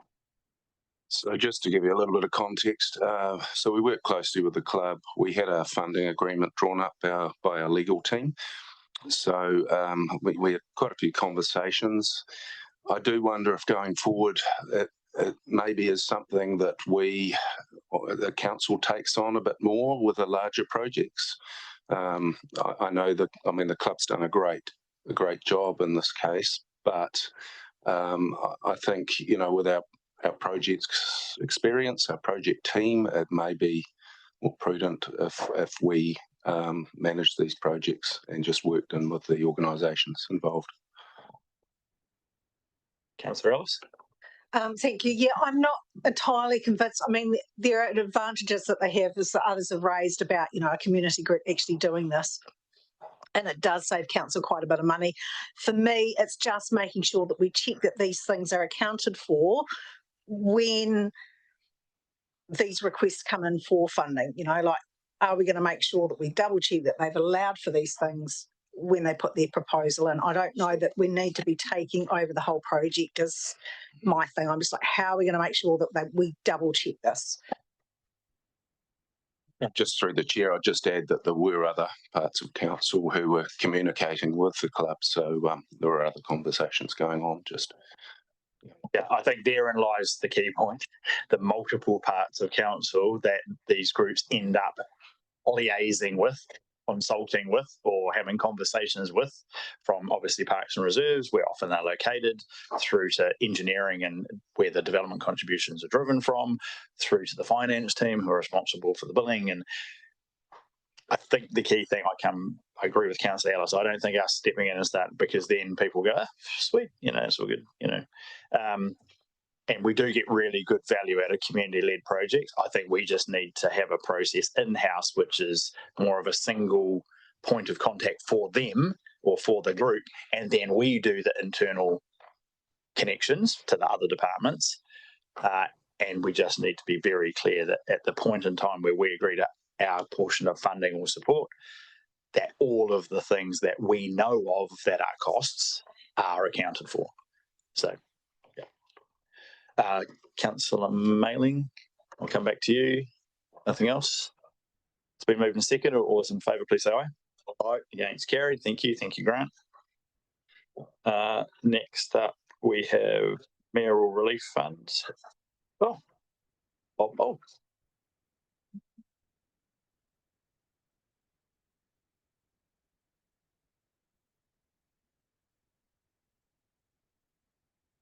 Worship. Name of a Robin Shearer. Your Worship, elected members, I'd like to take the report as read. It's pretty straightforward. It just covers the temporary measures we put in place to set up the mayoral fund. Since then, we've had more funding provided through MPI, which They have their own people that they want to be on the panel to consider any funds to the MPI section of the fund. And I'm asking for membership of both panels to be confirmed. Thank you. Councillor Kinnemont. Through you, Mr. Mayor. Thank you for your report, Mr. Chair. I have one question. We don't have anyone on the panel from the emergency management team.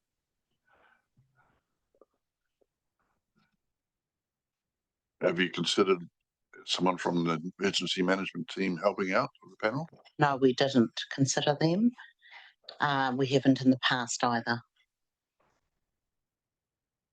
Okay, but going forward, would you, maybe if there's another one panel being set up, would you consider someone who's actually on the ground? So, might help you out. So what would be the purpose? They're on the ground, they know what's going on, they are maybe providing more help. So the role of the administrator or the person who's, while the panel or the decision maker is the people appointed, in this case, Jim Frater is the administrator. So he has that connection through to the emergency as part of that process. And also the information is all available to the panel members should they need it about the on the ground details, if there's any discussion that's needed.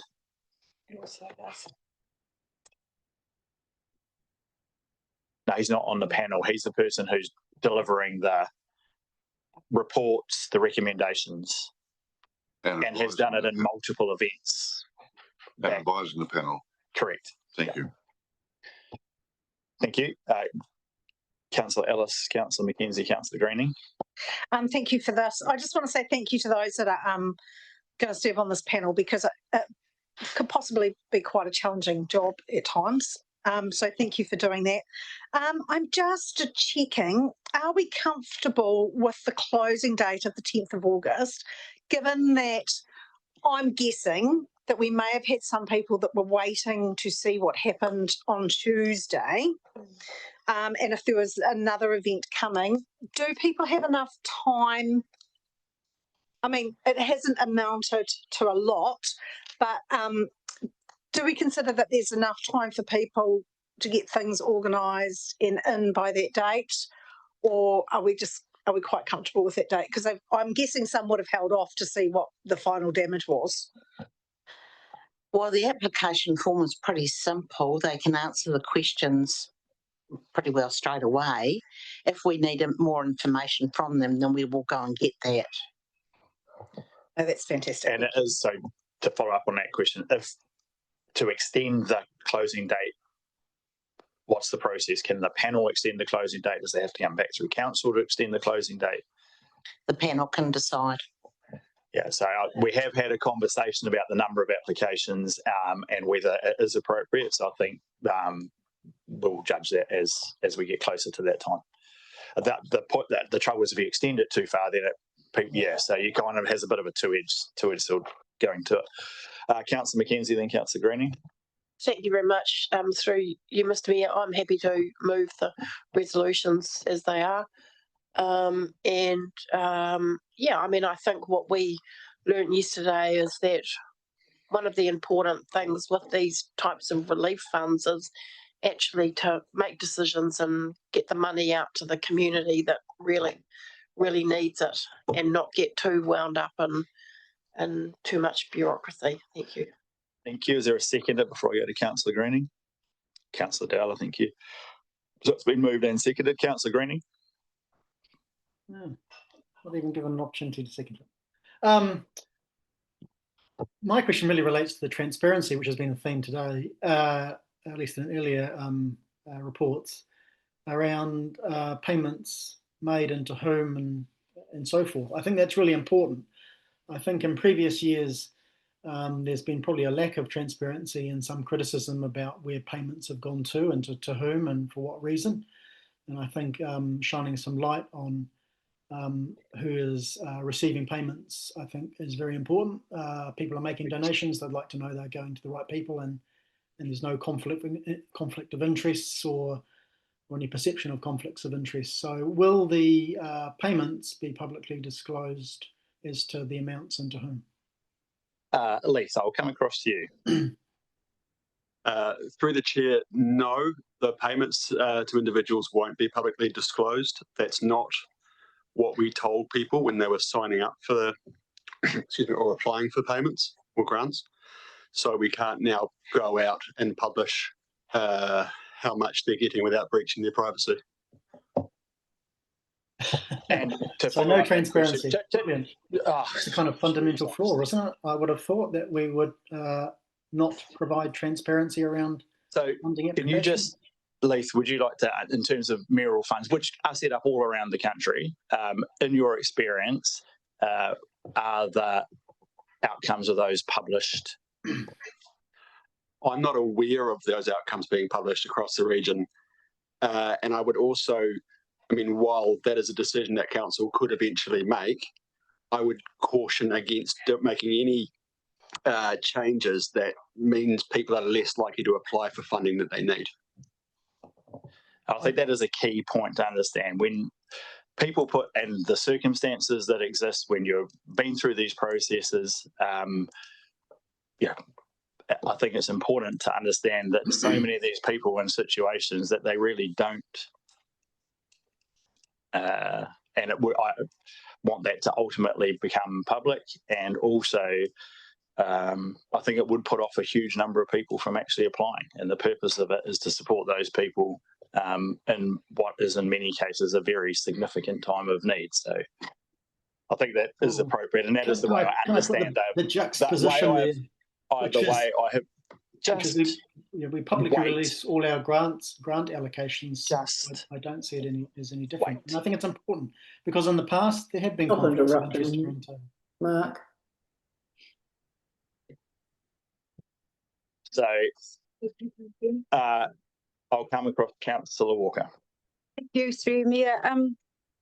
I guess we've got to remember that people who are putting these applications in, they have been through hell, and their dignity needs to be kept intact as much as we can, as is their privacy. They are going through hardship. I do not believe their name should be plastered anywhere.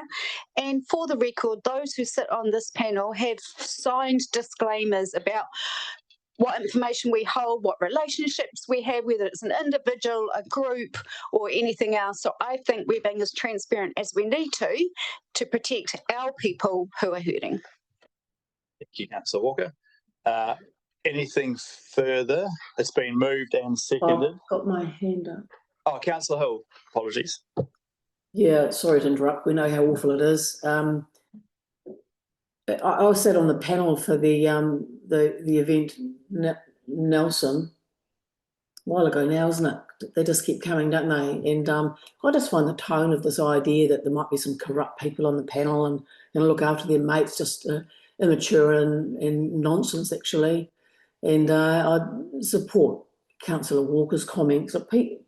My main concern about the mayoral fund is that people say, oh God, there's a lot of people a lot worse off than me, I'm not going to apply for any, so that humble Kiwi way comes in for a lot of people, especially rural values. And so for me, there's more of an issue around how we get people to accept the help. So that the easier we make that, and so that, naming people will make that even worse. So I think, I just think it's a pretty low commentary to be concerned around how people on the panel are going to manage themselves around, helping people out and some dodgy dealings. It's just absurd, actually. So I'm certainly going to support. Thank you. And I would like to note that absolutely is a challenge. So Max is sitting in the back. So encouraging people to apply and making it as easy for them as possible. It is very difficult to, I've been up and down valleys. I've talked to so many people in the last 4 or 5 weeks. And that is so often the comment, have you applied for any assistance? And whether it's through the Mayoral Relief Fund or other assistance is available from volunteer groups and support networks, and whether it's MSD, all of the support. And the most common answer is no. And the most common reason is because, no, we'll be right. And there are people worse off than us. And we don't want to be taking money from a fund that would be better off to go to other people. So, I think we have to do everything to encourage people. And some of those people are the worst affected people. In many cases, the worst affected people are the most difficult to convince that actually, you should put in an application, because that's what is there to do. Righto, thank you. It's been moved and seconded. Unless the mover wants any further comment, I will put the resolution. All those in favour, please say aye. Aye. Against, carried. We have Waimea Water Limited final statement of intent. Mike, page 55.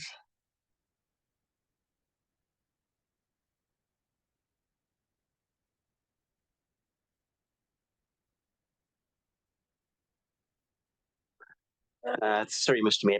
This is a routine matter for the council. This is the final statement of intent. There are some budget changes to the draft statement of intent. The key one for council is that our water charges go down slightly by around $9,000.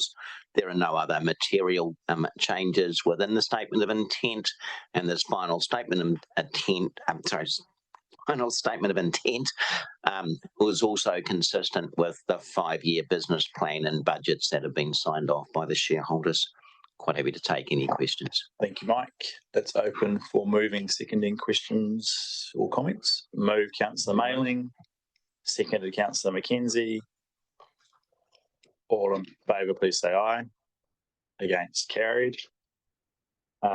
Next up, Local Government Funding Agency, final statement of intent. Mike.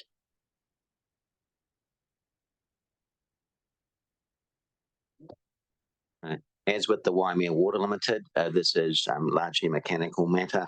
The final statement of intent from the LGAFA has been received. It's been considered and recommended to councillors from the Shareholders Council. Quite happy to take the report as read and ask if there are any questions councillors may have. Okay, it's open for questions, comments, and we'll move again seconding. Moved, Councillor McKenzie. Is there a seconder? Councillor Kinnemont. All in favour, please say aye. Against, carried.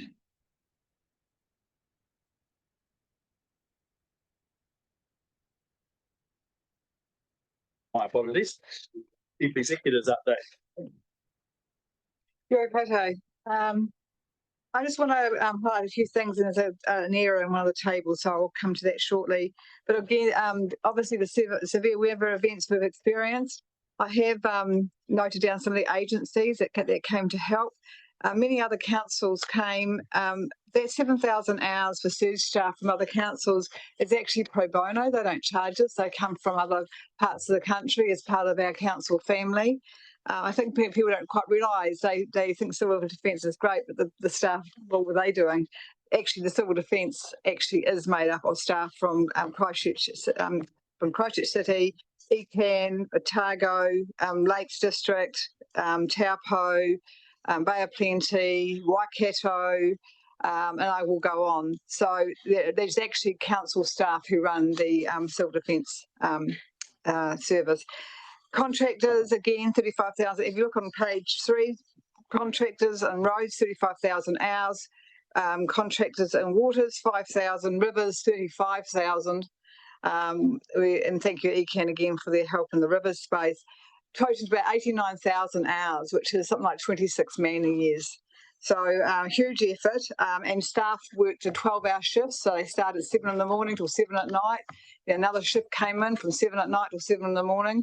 Very, very long hours, and then our BAU work had to carry on as well. So staff did a huge amount of extra work and gave up a lot of their free time. And mostly this will all seem to be happening on a Friday night. So that was the weekend. So just a shout out to everyone, all those agencies. It's been tremendous, and also a special thanks to the councillors who went out and reached out to the communities, went to the community meetings on the weekends. We are all one family, and we all need to pull together when these things happen. The next item, just there's around the multi-employer agreement is there. We managed to go to formal bargaining. Just the next thing around the human resources statistics, our turnover is about 77.3%, which is actually quite low. Now, the table I refer to that is incorrect is the staff numbers statistics for June 2025. The table is, should say, headcount of 450, FTE of 421 against a budget of 426. And I'll also point out a few things around the FTE report, just for those people who are interested. The annual plan budget is 43 million, but we're actually, that was the original budget that was in the LTP. We've reduced that by 1.1 million for this financial year to 42.6. That's this 1.1 million, which equates to around 13 FTE. Included in that that number is also an extra 5 we brought in. So in actual fact, you'll find the savings at about 18 FTE. So that is quite significant going forward. So it will be a challenge to meet that, but we are certainly well on track to do that. Any questions? Thank you. It's open for questions and or someone move that report be received. Councillor Greening.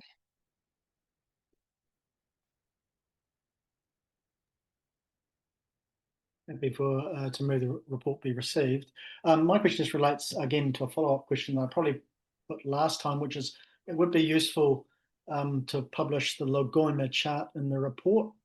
And my reason for that is that the web one is continually updating, and so we lose a record of these periods. So it would be useful to include it in the report. Appreciate that it's also online. But I think it's important that a record is kept of the table as it is of today. In 2 years' time, it will have changed and we would have no record of what it looked like today. So if that could be included, as I requested last time, that would be nice. Also, just clarity around the FTEs. And I've raised this before. I recall a discussion we had, I think it was last year, where we were advised that Council is trying to keep its FTE count to, I think, 401 at the time. And appreciate that more requests for resources keep coming in. But if we're trying to keep a cap, surely that means that the pressure's on Council to redeploy resources rather than just keep on adding to them. And I hate to sound like a stuck record here. My other observation is just a question around the note 4. Existing flexible working arrangements amount to 11.7 FTE reduction. I'm just trying to understand how that works. Does that mean that we've got more part-time people? Is that what you're suggesting? So we have a head count of 23, but they're all working part-time. I mean, how does flexible working arrangements reduce FTE counts? Leonie. To the Mayor, it's a mix of many things. It's a mix of people who we might have a 1 FTE allowance, but they might not work a full 1 FTE, so they might be on a 4-day week, or might be moving into retirement, but we're still counting that full FTE because it remains in the budget. We don't reduce the budgets straight away, so that's around the flexible working arrangements. It could be a mix of people who've been away, for example, got someone on 3 months leave without pay, but the FTE still sits there. So again, we call it around flexible. We don't list them all down, all the different scenarios, but it was essentially saying is that because of all these different nuances across 400 and something staff, we are actually saving salary budget because people aren't necessarily fulfilling those full 1 FTE positions. So are you saying that the FTE count of 421 is actually higher in terms of the budget provided, but we're not spending it because of these part-time roles? Is that what you're saying? No, I'm not saying that. Look, I think I want to get away from FTE because, as I've mentioned to you before, FTE is actually not a good measure of whether you're in budget or not. I was given a budget which I will be sticking to, which is reduced from the LTP. So it's up to me to do that. I do think that we need to focus on making sure that I come in on budget rather than FTE, because as I've said before, you could have 3 people at 65k each, or you could have 3 people at 300k. You know, if you stuck to a number, I could blow that budget out based upon what grading people are graded at. So it's just not a good measure for a discussion. It's about being in on budget. The budget set is an annual plan, and I'll be sticking to that. Thank you. Just in response, happy for budget numbers to be added, but FTE counts, I think, are a good trigger to spark the conversation around the table. So commonly used across all businesses and central government. So I'm sure Leonie will continue to publish the FTE sorry, am I being interrupted again? I'm sorry. Alongside the budget. Councillor Murray. Thank you, Mr. Mayor. And I think I'm happy to second. I think Councillor Green might have moved that. Just want to thank the staff and you, Leonie, in terms of the hours that were given, and just also recognising that when staff aren't at work and aren't working for council, they're also landowners and property owners too. And I'm aware that a number of our team have also been impacted. So just thank you for the work. I'm probably quite keen just to know where we sit in the budget that we've allocated. That's probably enough metric for me, but that's me personally. So happy to second.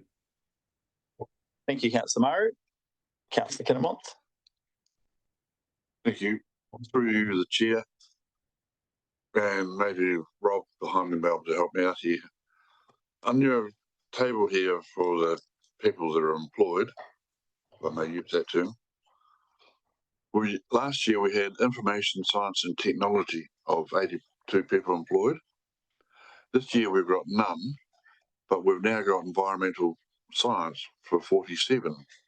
So looking at that there, you've effectively halved the people in that area there. It just doesn't read right. Can you help me out? Am I reading the wrong figures here? No, you're not. But see, when you make organisational change, you don't see where the people have gone from one area into another area and out of one area into another area. So, in fact, I might actually ask Joanna perhaps not to do that next time, because I think it's a bit confusing. Really, what you should most be interested in is the second table, and that's what actually the structure is today. If the structure changes again, then that will be different again. But the number at the very bottom is the one that we should be looking at, the number FTE. Thank you. Councillor Hill. Thank you, Chair. Look, I want to pass on to my appreciation, Leonie, for your leadership through these extraordinary events, and it's it is heartening, isn't it, to know that, the country responds. I think we have too, haven't we? We've sent people off up north to up east coast when Bay of Plenty, when all those disasters were going down, and it is sort of heartening to think about people around the country rallying to support each other, and amongst that there's key leadership roles in our responses here, and that a lot of that certainly sits with you. So I want to acknowledge your leadership and the tremendous efforts of everybody, just the willingness to get on with what has to be done. And I don't know how you manage afterwards. That's for you to work out, of course, about, people being completely shattered, I imagine, and how they sort of manage on with their business as usual. But let's hope we don't have to be dealing with anything like this again for a while. So my thoughts are to you and the staff that have done such a impressive amount of work. Thank you. Thank you, Councillor Hill. So I think it has been moved and seconded that the CEO's report be received. So moved Councillor Greening, seconded Councillor Maru. All in favour, please say aye. Aye. Against, carried. Next up is my report. So I'll speak. So I think it's a lot of this has been said, but there has been a phenomenal amount of work going from a huge number of people, both in this organisation. Also, I think Nelson City Council staff. So amongst those thousands of hours and the other councils that were mentioned, I think, and this is always the way in the events, whether it's the August 22 events in Nelson or whether it's this event here, the response is very much shared between Nelson and Tasman, and whether that's from controller roles, Rob and Alec Levertis, right down through the organisation, all the different roles that get filled over in the Emergency Operations Centre. I think one of the real challenges this time was the two events being so close together and the amount of time and with no break that we went from response into recovery, back to response, and then back into recovery. So there was a huge amount of work under a considerable stress. I think it was already mentioned by somebody, but quite a number of people who work in that are also affected. So they're trying to balance the impact on their own families and their own properties alongside the role that they deliver, both for us as a council and also for the emergency operation response. The support we've received from nationally, so outside the other councils that Leonie's already mentioned, the support from NEMA and the national organisation is the best that I've experienced. Unfortunately, having been through quite a large number of these events over time, and also from the other agencies. So there's a lot of other central government agencies, particularly Fire and Emergency New Zealand and the New Zealand Police, have again done a phenomenal job of bringing resources into the region, supporting those resources over again an extended period. And lastly, but by no means least, the absolutely astonishing response from the community. And the stories you hear, a lot of them again anecdotal, but very genuine. From individuals. There's a lady that Councillor Walker informed me of the other day, I think she's 92. She's been baking, cooking, providing food through one of the local schools that's then distributed out to people in need for an extended period of time.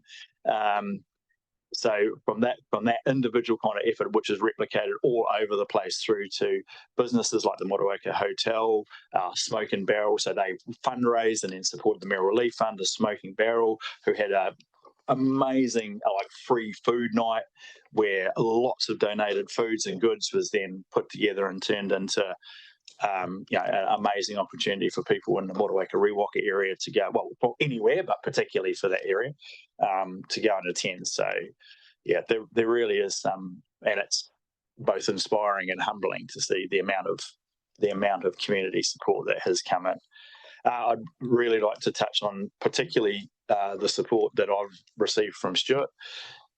There were a couple of days there that I really couldn't fill my role or think too much about it, and Stuart stepped in, did a phenomenal job, and right through the course of that. And I'd also like to mention Councillor Walker, whom we've had a lot of correspondence over the last 3 or 4 weeks, arrange a whole lot of things. I know everyone else has been doing their things in their community, but both of you have been right, because the communities that you represent have been particularly impacted, and so I've really valued the support that both of you have provided me, alongside everybody else and the council staff too. So just like to touch on that.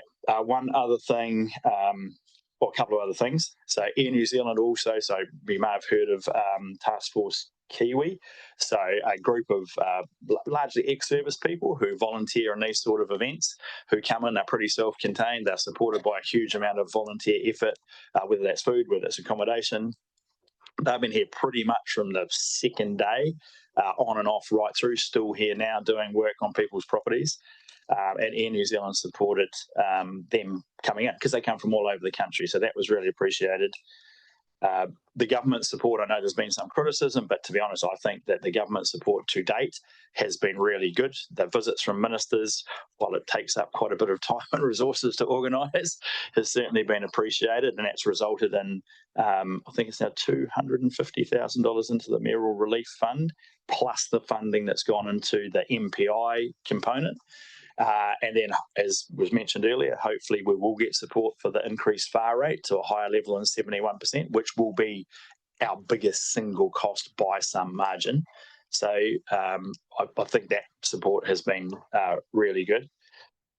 And then just lastly, this little book here, which seems really insignificant, I guess, but this was written by a couple of people post-Cyclone Gabrielle. So it's a story of a little pig that survived the Cyclone Gabrielle event, and they contacted Robin and said they'd like to donate 100 books, 150 books to libraries, schools, early childhood centres in parts of the district that have been affected. So it's just little things like this amongst all of the massive stuff and the tens of millions of dollars and the 90,000 hours of, contributed time. It's little things like this, which I guess highlight that as a country, we're very good at responding to these things. And unfortunately, we have to keep responding to lots of them. So yeah, that was really nice to receive that. So with that, I think I've covered everything I want to say. So I will move my report be received.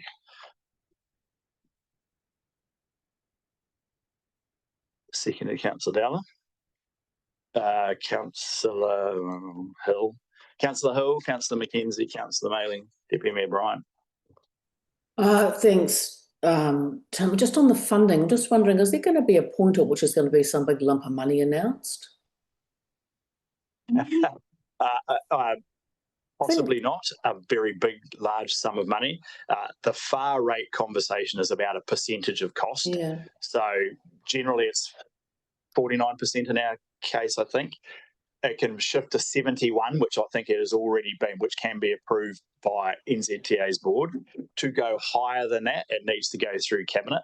And NZTA leading that conversation, and we've certainly had conversations with government politicians to the very tippity top about how important that's going to be for our region's recovery. So I remain optimistic. That can go as high as 95%, I think has been the case in a number of other locations post these sort of events. And that would obviously make a massive difference to council's costs.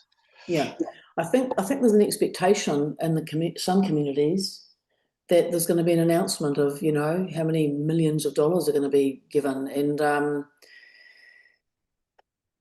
don't know how the expectations managed, or because that has happened in the past in some other areas. But yeah, I think that the far rate will ultimately, let's say it is a figure of 95%, there will be a total cost of the roading, and that contribution will equate, and it will be a very large sum of money. So, yeah, I think that is most likely to be the single biggest chunk of money. Now, there are a whole lot of other conversations around support for the farming community and announcements that may or may not come through the Minister of Primary Industries. Obviously, there's a significant issue around river assets and the reinstatement of and management of that process. Again, that's a conversation that remains ongoing. We obviously received a lot of money proactively, importantly, towards the upgrades to the stop banks in the Lower Motueka area, which proved absolutely the value of spending relatively small sums of money to save gigantically larger sums of money had that stop bank network not stood up to this event. And it was very close to not standing up in this event. So, yeah, I think that is the most likely large sum of money, is the funding towards roading damage. Yeah. And just finally, Tim, look, just to acknowledge your leadership through this, and hell of a workload, a hell of a lot of stress, and some, really personal matters, no doubt. Your experience through a number of disasters now, but just your time in the role and the experience you have, but your relationships into all the other agencies, into currently the current government, certainly a significant benefit to our region, and that. So certainly appreciated. There'll be a toll on you, through those times, but just a tremendous effort on all of our behalves. Thank you. Thank you. Actually, it reminds me, I should note, alongside support from the current government, the support we've received certainly from local MPs, so particularly Rachel Boyack, has been really visible and out and about an enormous amount during the course of this event, and it's slightly outside her area. I know Damien O'Connor has visited, been up and down and around about multiple parts of the district over the last few weeks as well, when he's in the region, and Maureen Pugh as well as our local MP from the government. So, yeah, those relationships across both the current government and the other parties is really important. And it is one of the things that governments, Parliament, do tend to agree on and support each other in terms of the response to these sort of events. So maintaining those relationships is really, really important. So Councillor Mackenzie, then Dowler, then May, and then Kinamon. Thank you very much through you, Mr. Mayor. And I know you don't want everybody to acknowledge your role in this, but would be remiss of me not to do that. So it's kind of typified yesterday by a complete stranger who stopped you when you were getting your lunch and just said, you know, thank you very much for the efforts. So you didn't know that person, but what people see is, unfortunately, you've had all this experience in the district of dealing with all of these issues, and but what you do is you give everybody confidence, and it's the way that you communicate, whether it be with the politicians or whether it be with particularly our rural community who have been so terribly impacted. You know, it just gives us so much confidence moving forward. And I'd hate to think of the hours that you've put in and the numbers of phone calls that you've had to take, but it's very much appreciated. Thank you. Thank you, Councillor Mackenzie. Councillor Dowler. She just stole my thunder. Councillor Mayling. Just want to endorse what others have done. I know you had damage at your place, Tim, and I know that Stuart's had damage at his place. In Richmond, we're really lucky. We just had a little bit of damage up the top, which we're hoping to fix. But the support and the standing that you've got in the local government in New Zealand that I had at the conference that I was at was just tremendous. And because we've supported other districts, that's been reciprocated, which makes it really tough.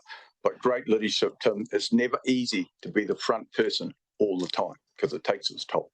Well done. Thanks, Councillor Mayling. Councillor Kinamont. A lot of people have stolen my thunder here, but I'm not going to comment anymore. I've been lucky enough to have had a debrief from staff about the Waimea River, Waiiti and Wairoa, about how they were affected in recent events. And it's given me a really good insight as to what goes on behind the scenes and what's looking forward as to how we can plan better for these things. And I was just wondering, in your report, I know maybe this is the wrong time to bring it up, but when do we get to see some sort of debrief from the event that not only tells us what's happened in the past, but when we're looking forward, how it affects the annual plan, the budget, staffing numbers, all that sort of thing. So maybe you or maybe Leonie can give us a view looking forward as to what's going to happen. Yeah, so from my perspective, I think a couple of things. One is the review of the response and the recovery process. So everything we've been through touched on by Martin's report today and also Jamie's. So there will be a thorough debrief/review of that side of it led through civil defence. So assessing what went well, what could have done better, what might we need to be better prepared in the future. I think as Marty pointed out today in his presentation, first event, caught us on the hop a bit. The forecast wasn't that significant in the grand scheme of things, but as we know in this region, things can change very rapidly. A slight change of wind direction, slight increase in rain intensity and or total volume, and things can go from being reasonably manageable to unmanageable really fast. There's been a lot of conversations about communication, lifelines, networks, so I'm sure all of that will be picked up through that process. And then relatively soon, I can't give you a time frame, Leonie may be in a better space too, council, whether it's this current one or certainly the next one, is going to have to grapple with the costs of the both the response and recovery, a lot of which will be covered by NEMA and other things. So they do cover a lot of those costs, particularly in the welfare space. And I actually probably admitted to say this, but in the third forecast event, pretty much the entire civil defence structure was bought in and funded nationally. So I know there's a lot of, I've heard the criticism of central government's response, but I would have to say that aside from some giant sum of money being, delivered, which is unrealistic probably we're really only a few days after the last significant potential event, the support we've received and the funding that's come with it has in my view, actually been really, really good. So, but we will have to grapple with the cost of recovery, particularly in the rivers and roading network. That will largely depend on the FAR contribution and how big or not that turns out to be. And then that will have subsequent decisions for council over what else it does and how it works and the other things that it's got on its plate to try and deal with. But Leonie might be able to give you more about timing. I can't really about timing because, as Tim said, we're only 2 days from the last event, and the people who will help with that debrief, etc., have only just stood down from the last one. And of course, it will involve obviously Joe Kennedy, who heads up our CDM activity. In terms of budgets and costs, they fell over 2 financial years. So that's going to be challenging as well, to pick those bits apart. And of course, our contractors are out there clearing culverts and everything, but they don't do that for nothing. So we have to wait until the costs come in from them. So I imagine the annual report this year could be quite challenging for the staff to try and where the costs lie and what potentially was overspent. And then, of course, we'll get the costs that land in this year, and then we'll have to look at, okay, what does that look like for our future program? Like, have we spent already, half of our maintenance budget for roads, that type of thing. So, it's a lot of work to get this right, and I'm sure the team will be turning their minds to it now that we'll hopefully get a bit of clear weather. But absolutely, it's front of my mind. And it certainly is something that, we just have to grapple with. And we'll do our best to make sure that we provide good information and we can make some good decisions going forward. Thanks, Leonie. Steve? Through you, Mr. Mayor, I was just going to add, we are still in what's called a formal transition to recovery. So that's a formal 28-day period that extends from the ending of the declaration of state of emergency and goes forward for 28 days after that. And there is the potential for us to seek to extend that. So while we're in that process, our minds are still turned to all of the immediate rectification that we've got to do, and not so much turning our minds to the planning and the budget for subsequent annual plan and long-term plan years. But it will definitely go through that process, and I suspect that it will be a question more than likely for a new council rather than this council, although the planning will start from towards the end of August as we move through to the election time. There's lots of things, as Leonie said, split financial year, also split insurance cover, because we changed our insurance providers between one event and the second event. And there's lots of stuff which we still need to quantify, like, for example, a number from the top of my head, the cost of the free disposal of flood damage at Mariri was around about $50,000. So not inconsequential in terms of our budgets. There will be lots of 50,000s that we'll need to pick up, sweep up, and find out where they lie and which budgets they impact as we move forward. It's a big job. Thanks, Steve. Deputy Mayor Bryant. I think I was on the list. Thank you. I'd like others, extend my thanks to you for your leadership through this challenging time, to both Leonie and yourself, Tim. At 1.6, you talk about the minister. Coincidentally, he rang me last night just to ask how we were all going, and he sends his regards to you particularly and to the full council. So they certainly are aware that we're still in a difficult situation, and he did extend an olive branch that anything they can do to help will be done for us. So that's really good. But like Councillor McKenzie and others said, you've had lots of experience in this. I was happy to step up when required, but you're a real master at all the things that are involved, from media stand-ups to going out to Tapawera in a -6 degrees frost and talking to some particularly difficult landowners, but related to them through rugby, and got them very much on side in a short time, I think.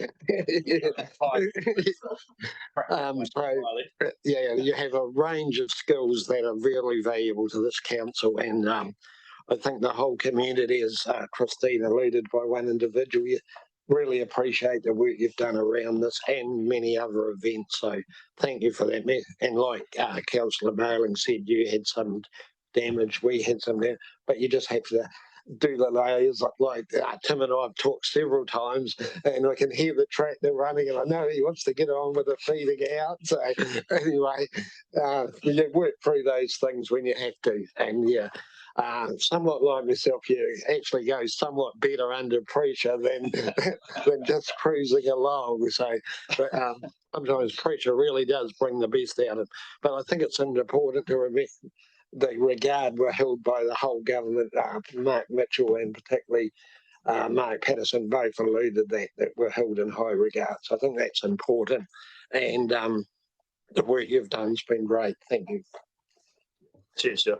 And I think that last comment is like so much of this is about relationships. It's impossible to underestimate how important it is, whether it's relationships councillors have right in their community, through the relationships the council has with other councils, through the relationships that leaders at whatever level have with the central government and central government politicians from both parties, because in these events, this is when relationships really, really matter. And if you've got good relationships and you've built respect, then it makes it a lot easier to have these multi-million-dollar conversations with people, because you're starting from a better place. So, so thanks for everything that everyone's commented on.